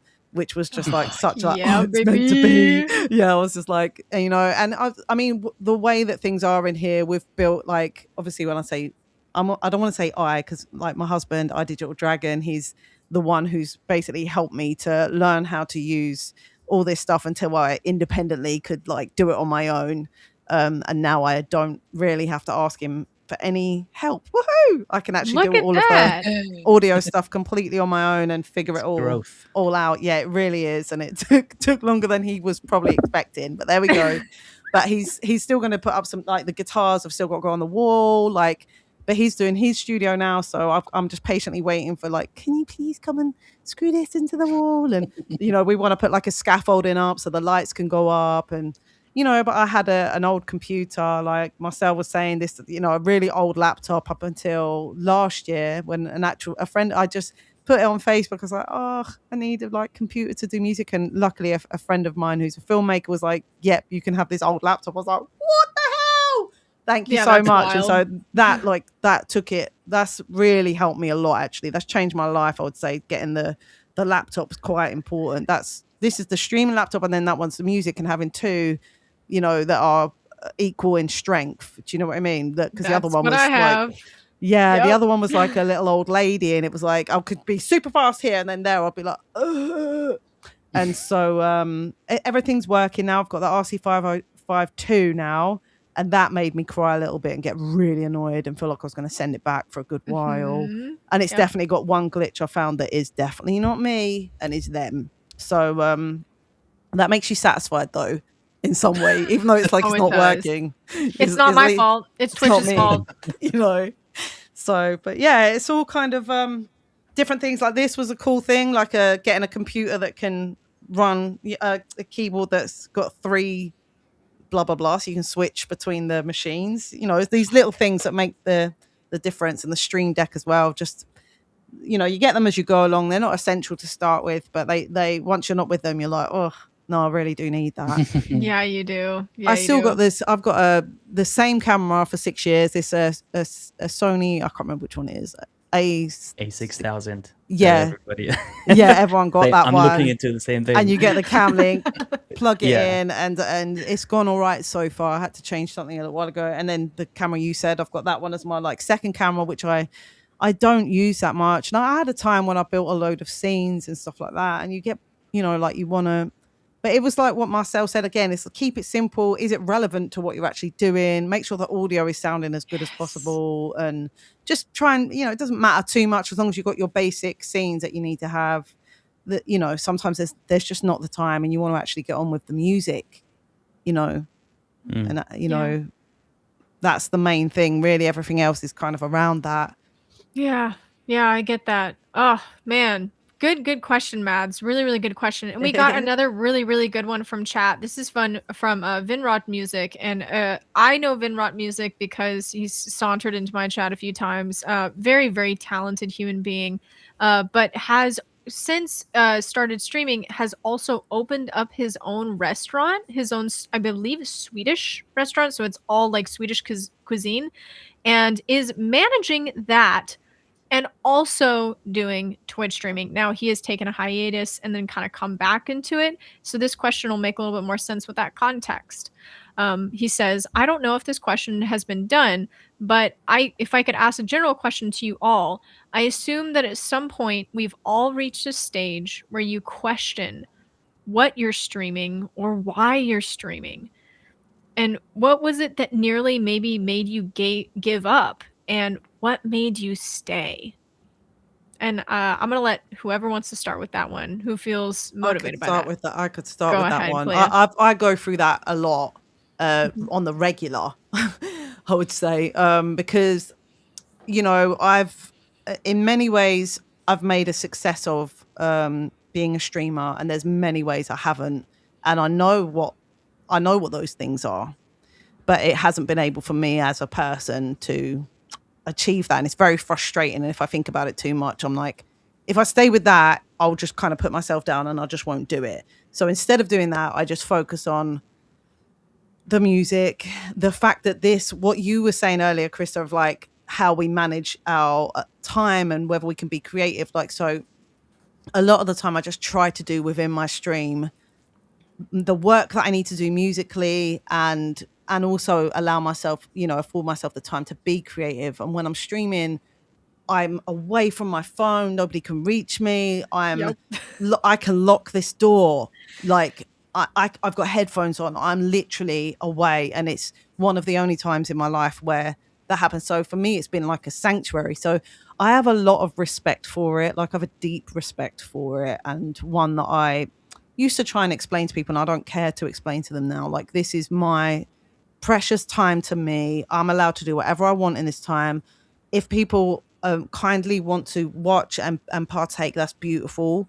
If they want to, if they give me money, amazing. Like, so grateful. Like, I have people that have bought me things on Throne, and it's like, my Stream Deck and stuff like this. People have actually funded, especially times when I've been really low, and like, I haven't been able to hide that, because again, we're not faking it.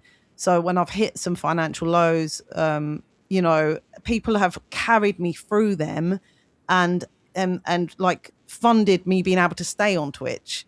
So I have like a loyalty very much to the people that watch my channel, that I would never want to quit it. I want to do it forever. Really, it's not saying I want to give up. I just wish I could do it more. Yeah. But there's other things you need to do to make it a success, and I find those things hard to be consistent with. So Yeah, I agree with that. Marcel, have you ever had a point or reached a point where you wanted to give up, or you felt just like, hey, why am I doing this? What am I doing here? And what made you stay? Yeah, we've definitely had those points as well over the course of 6 years. I think it's only natural. It's not always like a straight line to the top, right? It's a roller coaster ride, and I think for us, we have like a little bit of a cheat code because we're two, and whenever one of us is, down, doubtful, or like really struggling, we have the other one pulling you up, and it's a blessing, because it just doubles your chances of having someone that is actually, believing and motivating, and you also know that you cannot afford in that moment to jump into the same hole, because you're the one supposed to pulling the other one out. So I think we have a little bit of an advantage there, because we're two people, and it's equally important to us. But I also really felt what Clea was saying about the responsibility in a way, or like I whenever we hit those points, and there have been some in the past also, because of what I was saying earlier, that we're taking it very seriously, and it's important for us also as a stream of income for the family. So we're giving a lot into it, and there have been many times, even in the recent past also, where we were struggling to see that it was worth it, or that we should keep going with that amount of time and effort we put into it with what the output is. And those are the moments where it gets tricky. But then whenever we are in that situation, it also takes one stream to see the people that are coming there because they want to spend time with you, because they like you as a person, because it's important to them what you do. And like like I said, we have people that, you know, were invited to our wedding now from these people, and it just goes beyond yourself at some point.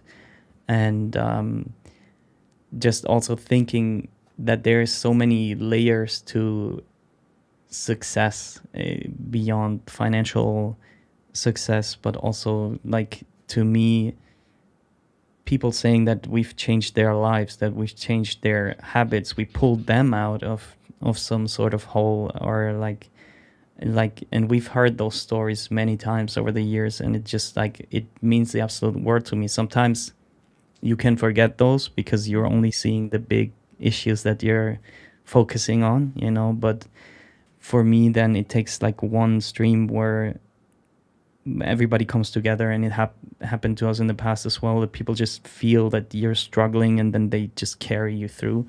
And it's just like this transfer of energy that you are constantly giving out, but then also comes back to you. It's like, yeah, it's magical. It's nothing that you could ever get anywhere else, I think, in the same way. And that is, yeah, mostly what keeps us going. Like, yeah, sometimes you just really have to consciously look at those things, and not just at the things that you're maybe falling short on, but also like being really proud of what you created, what you built. And yeah, just that, I think. I absolutely agree. I think that's really well spoken from both of you guys. And I'll go ahead and add on and say that I always say to my audience, I want to stream till the day I die. I want to be here forever. I want to stream. I want to be that 70-year-old streamer that shows up and sings you a tune. Like, I want to be here forever. I'll be there too. And there you go. Yeah, Me and Chad. like I want to be the old lady who's just, you know, doing my tunes online, and you know, I love that. I think that's great, and I have a lot of inspiration from the people that have all walks of life that just come to this platform and do music in such a beautiful way. I tell that to my audience. I want to be here. I want to be here forever, and I don't ever want to be a streamer that gets frustrated by this platform and gets frustrated by the numbers and says bye. When I started streaming, it was because I was practicing live, and I needed somebody to witness me, and witness me practicing. And I really get lonely when I practice by myself because I'm an extrovert. Surprise, surprise. And so I love people, and I love talking to people, and I love being around people. And so having them perceive me while I was practicing was just like, oh, of course, this is so easy now. And that's how it started. And because it started with me just practicing and just doing that thing, much like Clea talked about, it never was like, oh, I'm going to make millions of dollars doing this. No, I didn't care. It was a bonus that I got the income that I did. The most money I had ever made in a year from my LLC and from this community was like over 60K. And it was because of this community. I once got a $3,000 tip. I have been gifted thousands of gift subs from one of my donors. I mean, you see that and you go, this is insane. This is crazy. This is wild that somebody on the internet would give me this kind of support to grow in this way. And then they go away. And then they change jobs. That's right. And then they leave. And they get married. And they move. Yeah. And they leave your chat. And you go, oh, it's me. I'm the common denominator. And so that story, and you guys in chat, you may not realize this, but when you leave a chat, we notice. We notice. And even if you're not given, we notice. Even if you're a lurker, we notice. And it means a lot. And so it's very difficult because there are a lot of high times and low times in Twitch. And a lot of times with people who do partner pushes, right after partner push, they're not seeing the same people in chat. They had 75 concurrent viewers, and guess what? Now you're getting 15 for months, for years. And that can be really devastating. And so again, I tell my audience, I want to be here till the day I die. And in order for that to happen, metrics need to not matter to me. Money needs to not matter to me. Practicing needs to matter to me. And if this feels too much and it needs to like not be so oppressive in my schedule, then I'm going to trim it down. I used to stream 3 hours. Now I stream 2 hours to keep this sweet little voce in check because allergies are a bitch, right? Because I'm in Central Texas. So like what I'm doing is I'm going, I'm going to make some more time boundaries so that when I show up, I'm excited to be here because I always want to be excited to be here. And I am absolutely going to make a time boundary. I'm absolutely going to make a connection boundary. I'm absolutely going to make a professional boundary to make sure that I'm showing up on this platform and showing the progress of practice, because I think that's one of the most important things that Twitch music does, is it shows the progress of practice. And that is a beautiful thing that this community brings to us, that I think we just do not see in a lot of different spaces. Do we have any questions in chat? If not, this is your last call. This is your last call. Chat, you are allowed to ask questions. I'm opening it up to you guys. We've taken some questions from some people throughout. But if you have any questions, please let us know, and I'll try to keep an eye on chat. And of course, Mark, you can interrupt me and say a question that you see.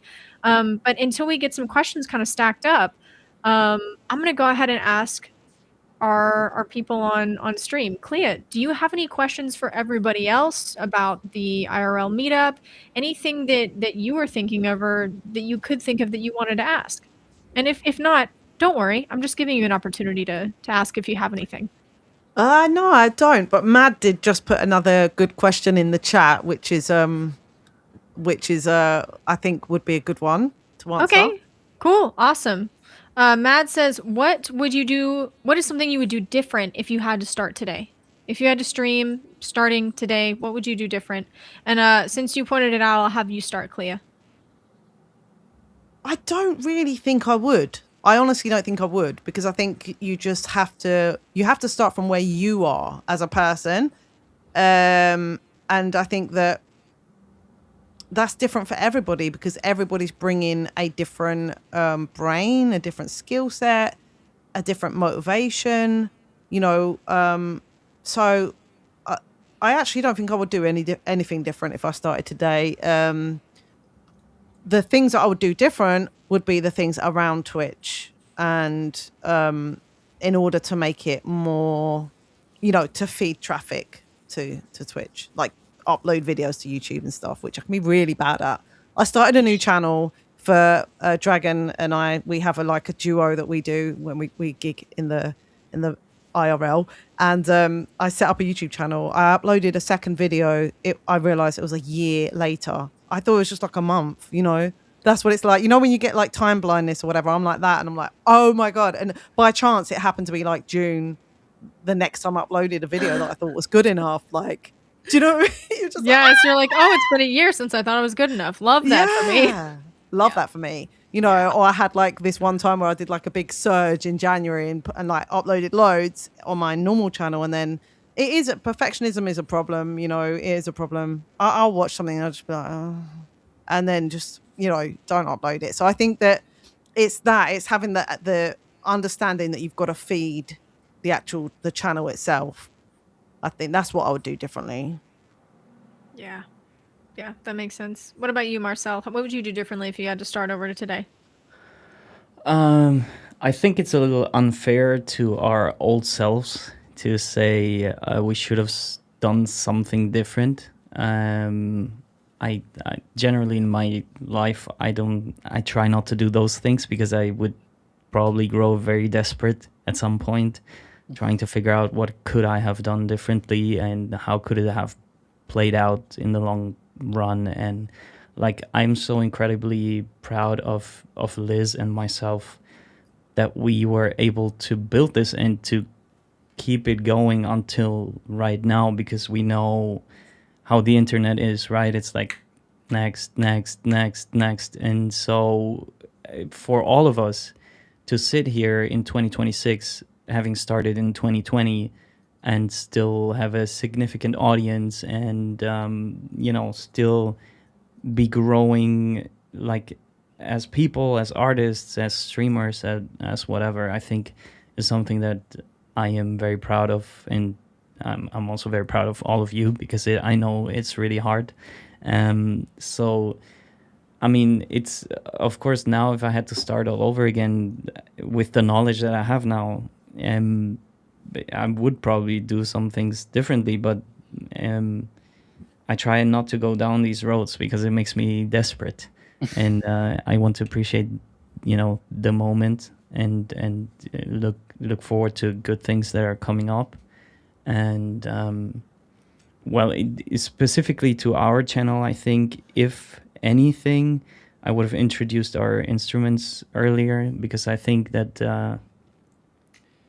it probably cost us a lot of progress of learning, and like you're talking about, Krissa, many times today, the the learning that is actually happening because you're doing it consistently. I think we lost a lot of that in the beginning, and maybe also like kind of this uh, respect inside of the music community back then when you're like a karaoke singer and the other ones are the real musicians. I think we lost Karaoke kings and queens. yeah, Yep. I think we lost some credit back then that we were never able to recoup to this day. But um, I I cannot say that I would have done anything differently. Like it's not some road I want to go down to. I absolutely agree with that, and I would second that as well. I 22-year-old or however old she was when she started all this entire endeavor, Carissa, she needed to go through those struggles. She needed to go through those battles, and she needed to be able to see how difficult it was and then do it on her own. And Clea mentioned, like, your husband, Digital Dragon, helped out like with the stuff and with the rig. And I remember when I first started and I set up this entire rig because I was one of those people that bought too much tech, and I put it all together and I was killing my own eardrums trying to make it work. And my husband took one look at it and went, I actually don't know where to start to help you with that. Like, you actually know how that stuff works Right. better than I do because you've taught yourself so much at this point. Like, I'm not gonna lie, like, I think you need to troubleshoot it, and I think you need to figure out how to do it. And I would, like, of course I hated that answer, right? when I'm sad and like It's my sliding down a problem. wall like a Yeah. teenage drama Help film, me. help me. Yeah. I mean, I literally met him as a sound Stop technician empowering guy, me, right? right? You're not empowering me by doing my job for me. I hate it. Yeah, exactly. You're not making me a woman, a true woman. So it really frustrated me, it in the initial stages. But now I think that was the biggest blessing that he could have given me, is to say, I think you need to do it on your own because you are the person that bought this tech, and like you need to figure it out. And as a result, like when I'm on stream now, I'm like, oh, my sound doesn't work. Oh, the RC505 decided to bug out again, so I'm going to restart everything. And that now, to a full restart sound wise, takes me a minute, maybe 68 good. seconds. And that was not the case previously. Right. And I've had so many tech issues. I've had so many unintentional loops happen. And so much feedback. So it's a whole process, but I think it is really important for us to not look at our past selves and go, well, I could have done this differently. Well, it's like, yeah, hindsight's 2020, but you also needed to be that person in that moment, And I think that makes total sense. So we got one more question from chat, and then I'm going to wrap it up with one more question that I have for you guys that is in regards to the IRL stream. And then I think 2 hours feels comfy to me as far as around people. I've asked y'all some very heavy things today, so understandably, like, go make a sandwich, drink a milk, It's a good place. Take your dog for a walk. Yeah, take your dog for a walk. Where did So I get a dog Norex, from then? yeah, exactly. We're gonna take your dog for a walk, Mark. That's what's gonna happen. Norex asks, if numbers didn't matter and the financial investments were the same, would you rather play live music or stream music?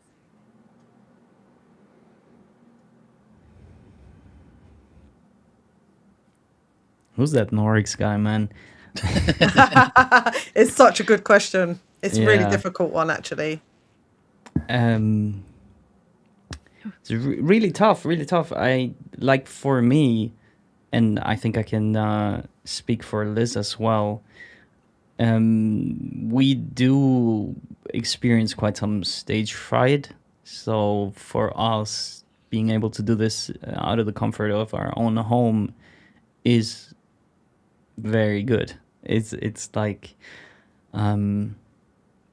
it's the only way that we could have gotten to the point that we are at now. So for us, this is the perfect setting. We are trying, as you might see in like 3 weeks, to get out there more and to overcome those things. And I do have to say that the energy in a room that is actually filled with people, it's like a different experience from what you have here. Like, I don't know how it is for people that stream alone. At least Liz and I, we do have each other to, bounce energy off.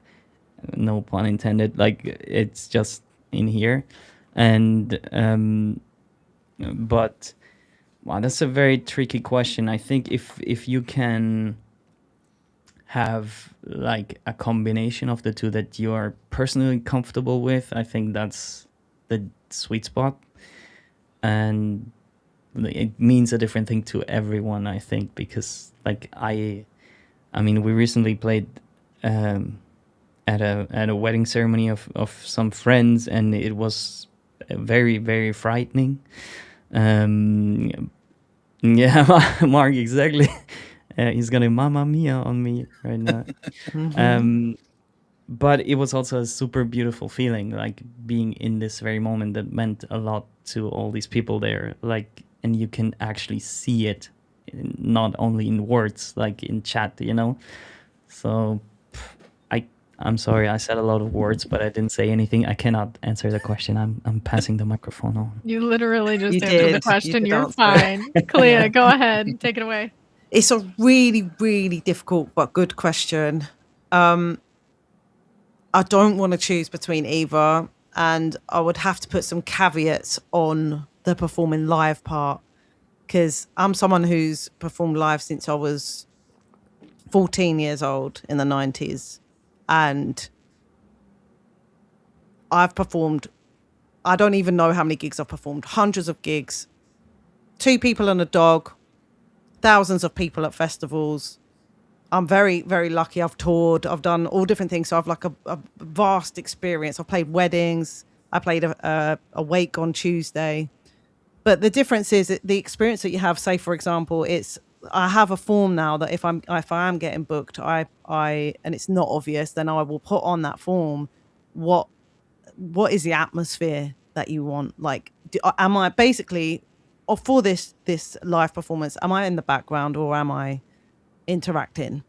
That's the most important question for me. Once I figured that out, I always try to ask that now, because they're 2 different jobs, and I don't mind doing either, but they're 2 different jobs, and it's when you don't know that you start to get into trouble. But say for example at the wake, it's like they're not there. They're not there to watch me. That's not my job. And so starting your job, beginning a sound and making a sound in a room that is filled with the sound of a wall of sound of people talking, takes a certain kind of it takes nervous system work, essentially. And I've started, I want to actually shout out for anyone out there who is an artist or a musician, a page that I follow called Muscle Music. I don't know if you've come across it on Instagram. She is doing some incredible work, and all of her content on Instagram is helpful, but she has courses that I would love to do. It's the most helpful, because basically what we have to do is just be a healthy nervous system in that setting there. When you're live, instead of like, am I playing good? Am I doing this, that? It's rather, how do I just stay calm and stay within myself, no matter what is happening in the room? Because it's like things will happen. Like if you're not practiced and calm inside yourself, just someone walking across a room can throw you off. It's crazy. I find it fascinating. I've always found this kind of thing fascinating. So, and then like getting yourself to a point where I've had it where I'm sort of disconnected. I've learned to disconnect because audiences have changed. No matter what anyone says, in my experiences, audience have changed since we've had mobile phones, and they're different now. They don't always clap now. They don't always clap. They don't have etiquette in the same way that they used to. It's not my job to educate them, so I don't either. I just carry on and do my job. But it's very weird because it can result in a disconnect happening in you because you're keeping yourself safe. And then people come to try and connect to you and, oh, I'm not even in the room. Sorry, I vacated. So there's a lot to manage when you're playing live. However, if it's the kind of gig where there's the real connection, the reciprocal energy, like what Marcel was saying, this bouncing off, if you've got that with people that are actually enjoying what you're doing, some magic happens, and it does happen when you're streaming as well. But the level that it can happen when you're playing live is literally the thing why you keep going back to it. And sometimes you might only get one sliver of a moment like that. And you might not have had that moment for weeks or whatever, or months. You might get that moment more, but that is the actual moment that you're looking for. It's what they're looking for, and it's what you're looking for. And that's what we, as a collective, as a community, as a human race, need to get back to with the music, you know. But that's a whole revolution that needs to happen with how it is at the moment, which stats and the whole thing is wrong. But anyway. Yeah, no, I understand that. I get that, Clea. And I think one of the beautiful things about Twitch music and about Twitch in general is that you can perform and you get to see live reaction while you're performing, because they're not talking while you're doing your music. And that can bring in hecklers and it can bring in really supportive people. I love an emote splash during a song. I love emotes. I think they're great, and I love when people spam emotes. Some people hate them because they find them annoying, they find them distracting, and they find them like kind of spammy. Like John's spam, or whose spam emote is that? I forget who created that. Steggy's spam emote. I love that because it's like, yeah, sometimes like emotes can feel like spam in chat. Yeah. Oh. Did we lose Chris? She's in the zone now. What happened? I suspect really her cool internet is having a problem. Back. What? You were like, you're back. It glitched. It glitched. You just froze for like 10 seconds. yeah. Okay, I'm fully back. You're back. Yeah. I'm Ethernetted, so it's not my problem.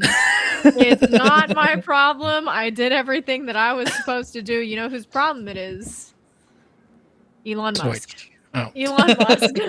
No, it was very dramatic. Like you ended on a very dramatic note. Of course I did, because I always do. But I love emotes. Emotes are great and they're lovely, and I love when they're spammed in chat. But some people don't, and I think that it's really, really cool to see how you're affecting people while you're singing something, while you're doing something. For me, like when people are like, "Oh my God, I love how you sing this song," it's just like, I mean, it gives me energy through the song. Yeah. Like I can, then I'm like, oh yeah, I'll take the alternate high note at the end. Why not? Because you're loving it.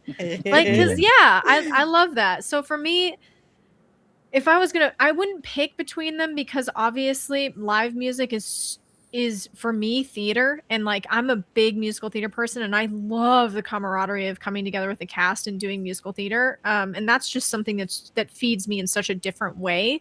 But I would say if money weren't involved, I would still be streaming. I'd still be here. Because this is a practice room for me. This is a practice room with a chat room attached to it. And for me, that's enough. That's enough. And honestly, if people want to do this for a long time, that has to be enough. Just has to be enough. Right. I have one last question for you guys, and this pertains to us, meeting up, having a great time, having big hugs. Yes, Taylor, we're absolutely all going to give you a huge hug when we see you, and having a fun time. And then something happens after we leave.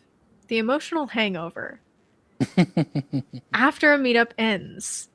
And I know we've all met our chat IRL in some form or way.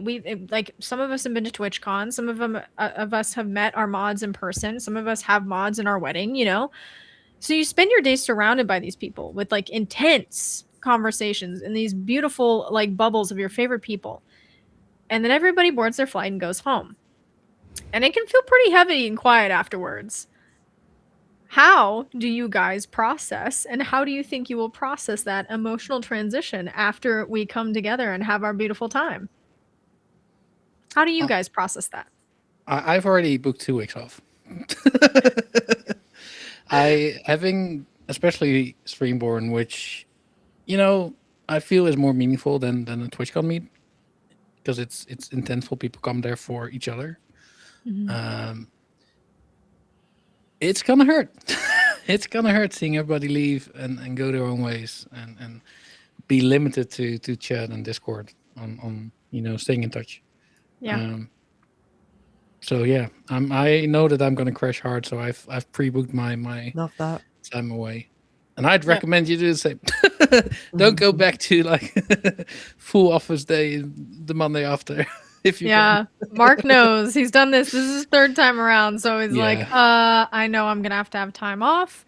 And yeah, it also feels really, really kind of weird when you go back to like your day job and you're like, I'm a superstar in the Netherlands, okay? You don't even know. You don't Yeah. even know, okay? I don't want to do this Uh. corporate process right now. Yeah, I get it. I get it. What about you, And Leah? that's coming from me as like sort of community, right? Like I'm not Yeah. a musician. I'm not the person that's going to be jamming with online friends from all over and making those very special moments happen. Like I'm just enjoying them. I'm just Yeah. watching them. So it's even more intense for some of you. Yeah, you, Mark. mine will be intense because I don't have I need processing time. I know that about myself now. I do actually schedule that stuff in a lot now around things. I put like space around things just because I'm a sensitive bunny and I need Another time for my softie. brain to I need a little soft landing after, I need my familiar TV show and just go and, rest and drink herbal tea and stuff. But I'm just much better at taking care of myself. But honestly, it's taken decades to get to that point and understand what it's all about. But basically we're traveling. So we've got a band road trip to do it. So I'm very excited about that. We're coming across on the ferry in my keyboard player's got a van and we're all literally living the dream, doing the band road trip. So it should be hilarious on the way there. And it's a really great chance for us all to bond as well because I'm bringing, the 3 musicians that I'm working with. And the first time that we've done anything like this together. And it's going to be intense. So basically, I've got the trip back, and then the next day, I'll probably give myself a little bit of time just to try and rest and recuperate and process some of the amazing things that will happen. And then the next week, we've got a show somewhere else. So it's like we're on a tour. Nice. No, There's that's one more actually show. great. So I'm cool. glad that you did that. Yeah, so it's kind of like it's good because we've got this one and then we've got that one. And then I think after that, I'm going to just basically just be processing, just thinking about. I mean, I want to collaborate more. Collaborating's been really something I've said no to a lot over the last sort of 5 years. For reasons like I said, some reasons like I said earlier, that it's just I just haven't had the brain space even to do it. And I feel like once I've gotten some of my material actually out, I'll feel like, okay, I've got the brain space now to like start collaborating. And so this feels like a good chance for those kind of things to happen. And then, yeah, I'll just be thinking about it a lot. I'll just be thinking about it and processing it for about a week, I think. Yeah, I think it'll At be least. about a week as well. Maybe a month. Yeah, maybe your whole life. Whatever, no big deal. I get it. I get it. What about you, Marcel?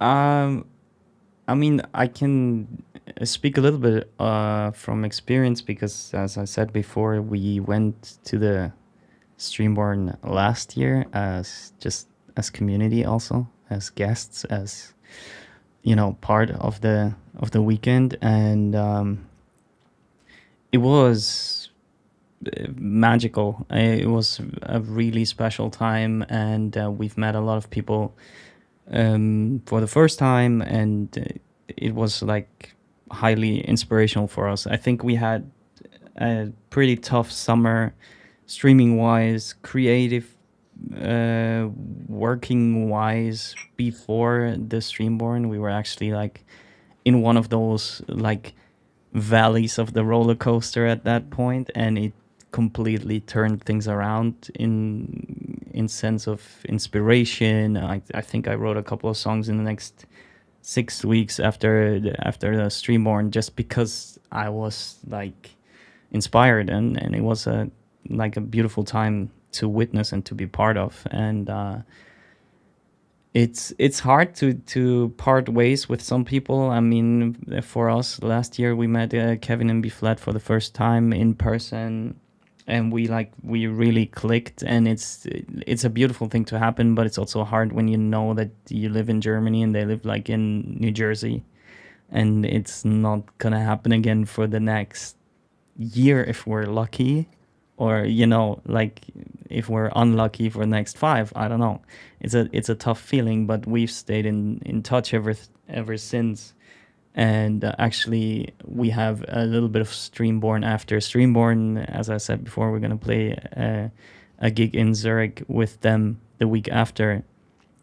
So we will have like a not cold turkey from it. We will have a little bit of a fade, but I mean, we'll have them here at home, and like maybe it's gonna make it even harder to say goodbye again.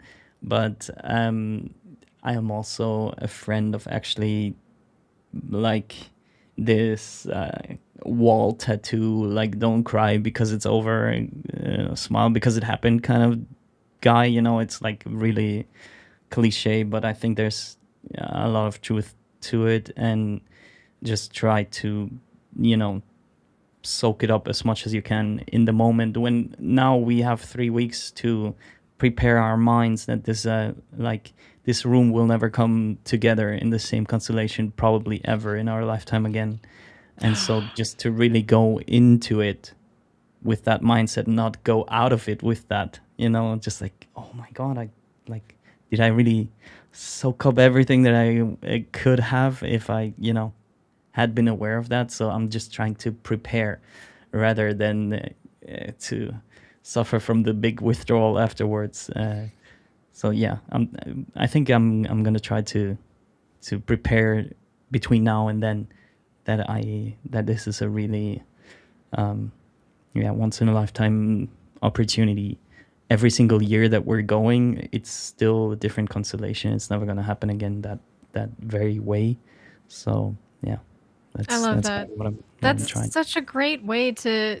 I mean, that's a great way to sum it up, right? I love what you said about how every single time this thing is going to happen, it's going to be a different constellation of people. What a beautiful way to say that. I might need to steal that for the website. There's a song in that. It's so good. It's so good. Every single time that we come together and do these things, it's going to be a different constellation of people. And I think that's such a beautiful way to put it. And so, Marcel, what you're going to do afterwards is you're going to have a little bit of a Streamborn aftershock and have it with Kevin's Cafe live in Zurich. And Clea has said, hey, I'm also going to do something with my band and make it a mini band tour, which again, like, is so helpful. So creatively, I guess, a recharge after it. So it doesn't have to feel like it's all over. And of course, our fearless leader and creator, Mark, has decided, I'm gonna take 2 weeks off. I'm gonna take 2 weeks off because I'm gonna need it, because I know you're gonna need it and you're gonna feel a lot of feels. And I would say, don't let anybody contact you about next year in those 2 weeks. if you can, because I know it's easy to do that. And it's easy to start planning on your own too, but give yourself that time, because it's a big deal. And it's a big deal that we're coming together in this particular constellation for this 3rd time. Thank you. Thank you to everybody in chat who is just floated along with us for this 2.5 hours of us wagging chins at each other.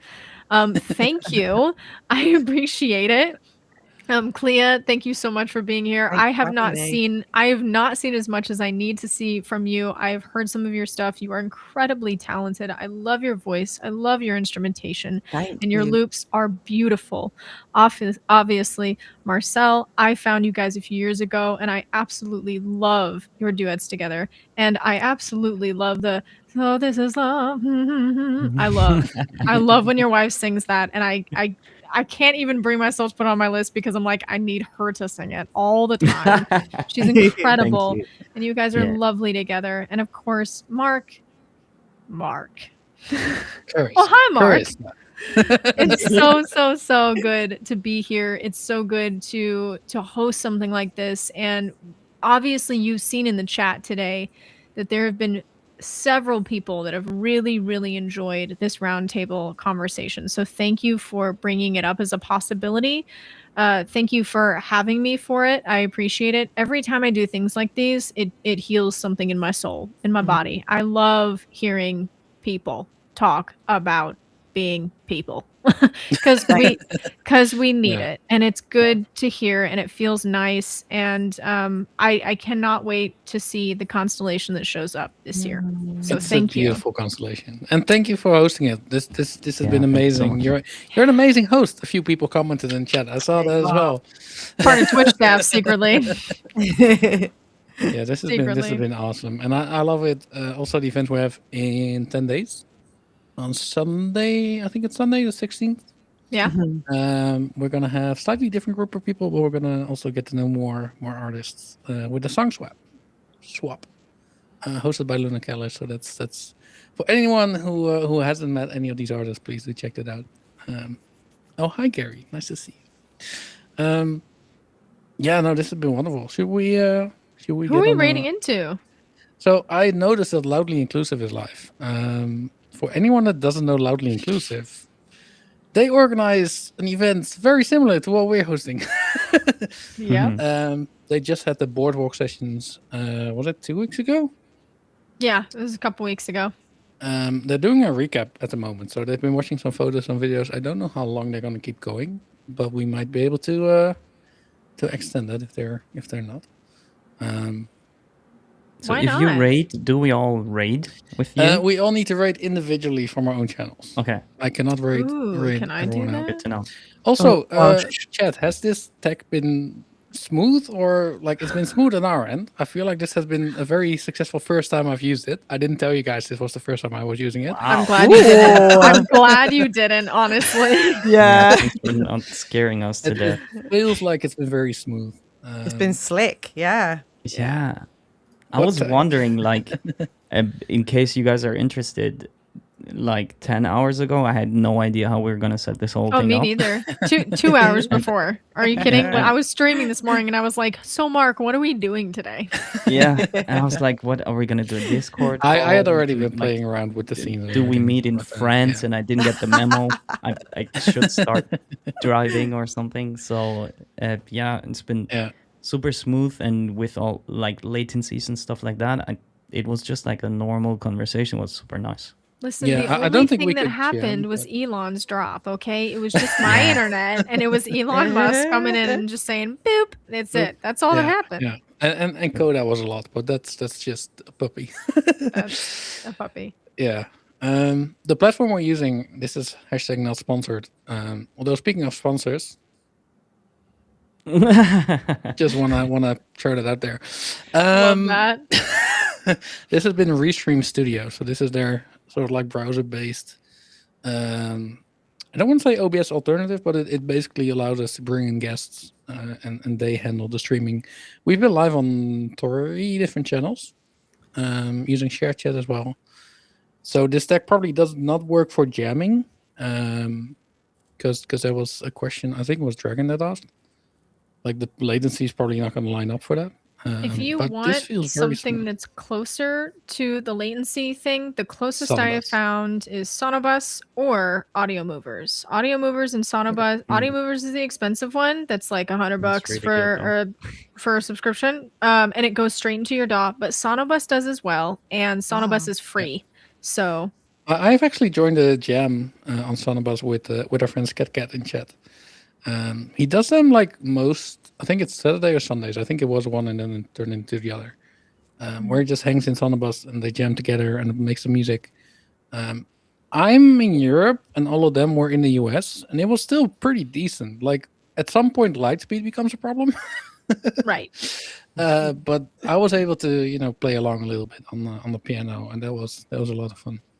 Cool. Only thing you can do here, I think, is hold one note very long, and everybody joins in a harmony, and then Oh, like a Gregorian chant. Yep. Yeah, we could do like a pedal tone.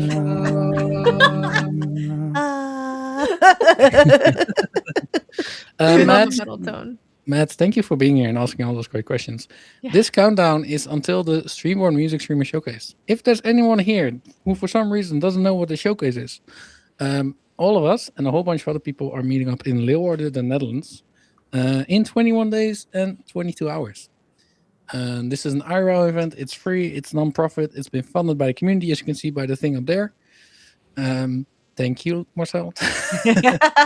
And anyone that is sort of like in the area, anyone that's willing to travel to see all this magic live, is more than welcome to join us. Streamborn will give you the link. I have to say, I don't think I can raid out on my channel. I'm gonna I at least can put rate the you command in there. I can at least put the command in there. We'll see. Yeah, that's gonna work. I can raid for you because I'm a mod for you. Yes, thank you, Mark. You're literally the best. I'm looking at it like I've never raided from my phone before. I'm looking at it like, I Class. can't see the It's button. fine. I'll Love that. take care of it. Love that. And I'm sure Marcel or Norax or Gaby has their raid. Yep. Any final comments? I mean, we've been ending for 20 minutes, but that's okay. Love you. Love you guys. Love Can't wait to you. meet you. Can't wait to meet your constellation self. It's gonna be great. Chat, thank you all for being here. Well done. Start the raid in 3, 2, 1, go. Go. Okay, I started 2 raids. Yeah. See y'all. I got one. See you, chat. See you guys. Any other It's been chat. really good. Thanks for having me. Thank Thank you, guys. Bye bye now. I didn't create an ending scene. I just realized. That's okay. That's okay. Oh, that's we're, cool. we're just gonna sit here until we're out. For anyone that doesn't know Loudly Inclusive, so they organize a similar event, the sessions. They're going to do 2 events next year. One in the LA area and one in Denver. So definitely make sure to. Oh, Chris already went. I did. Too. So did Liz K. Oh I no, also I'm the went last because one. Chris, We're the I last went. one. Yeah, you gotta go. You gotta go, Mark. Okay, we're gonna you go. gotta Thank you go. for being here. Everybody. Bye. Bye-bye. Bye. I didn't realize you were going already. Sorry, there's Mocker. There we Okay. go. All right, let me end stream. Bye. Bye.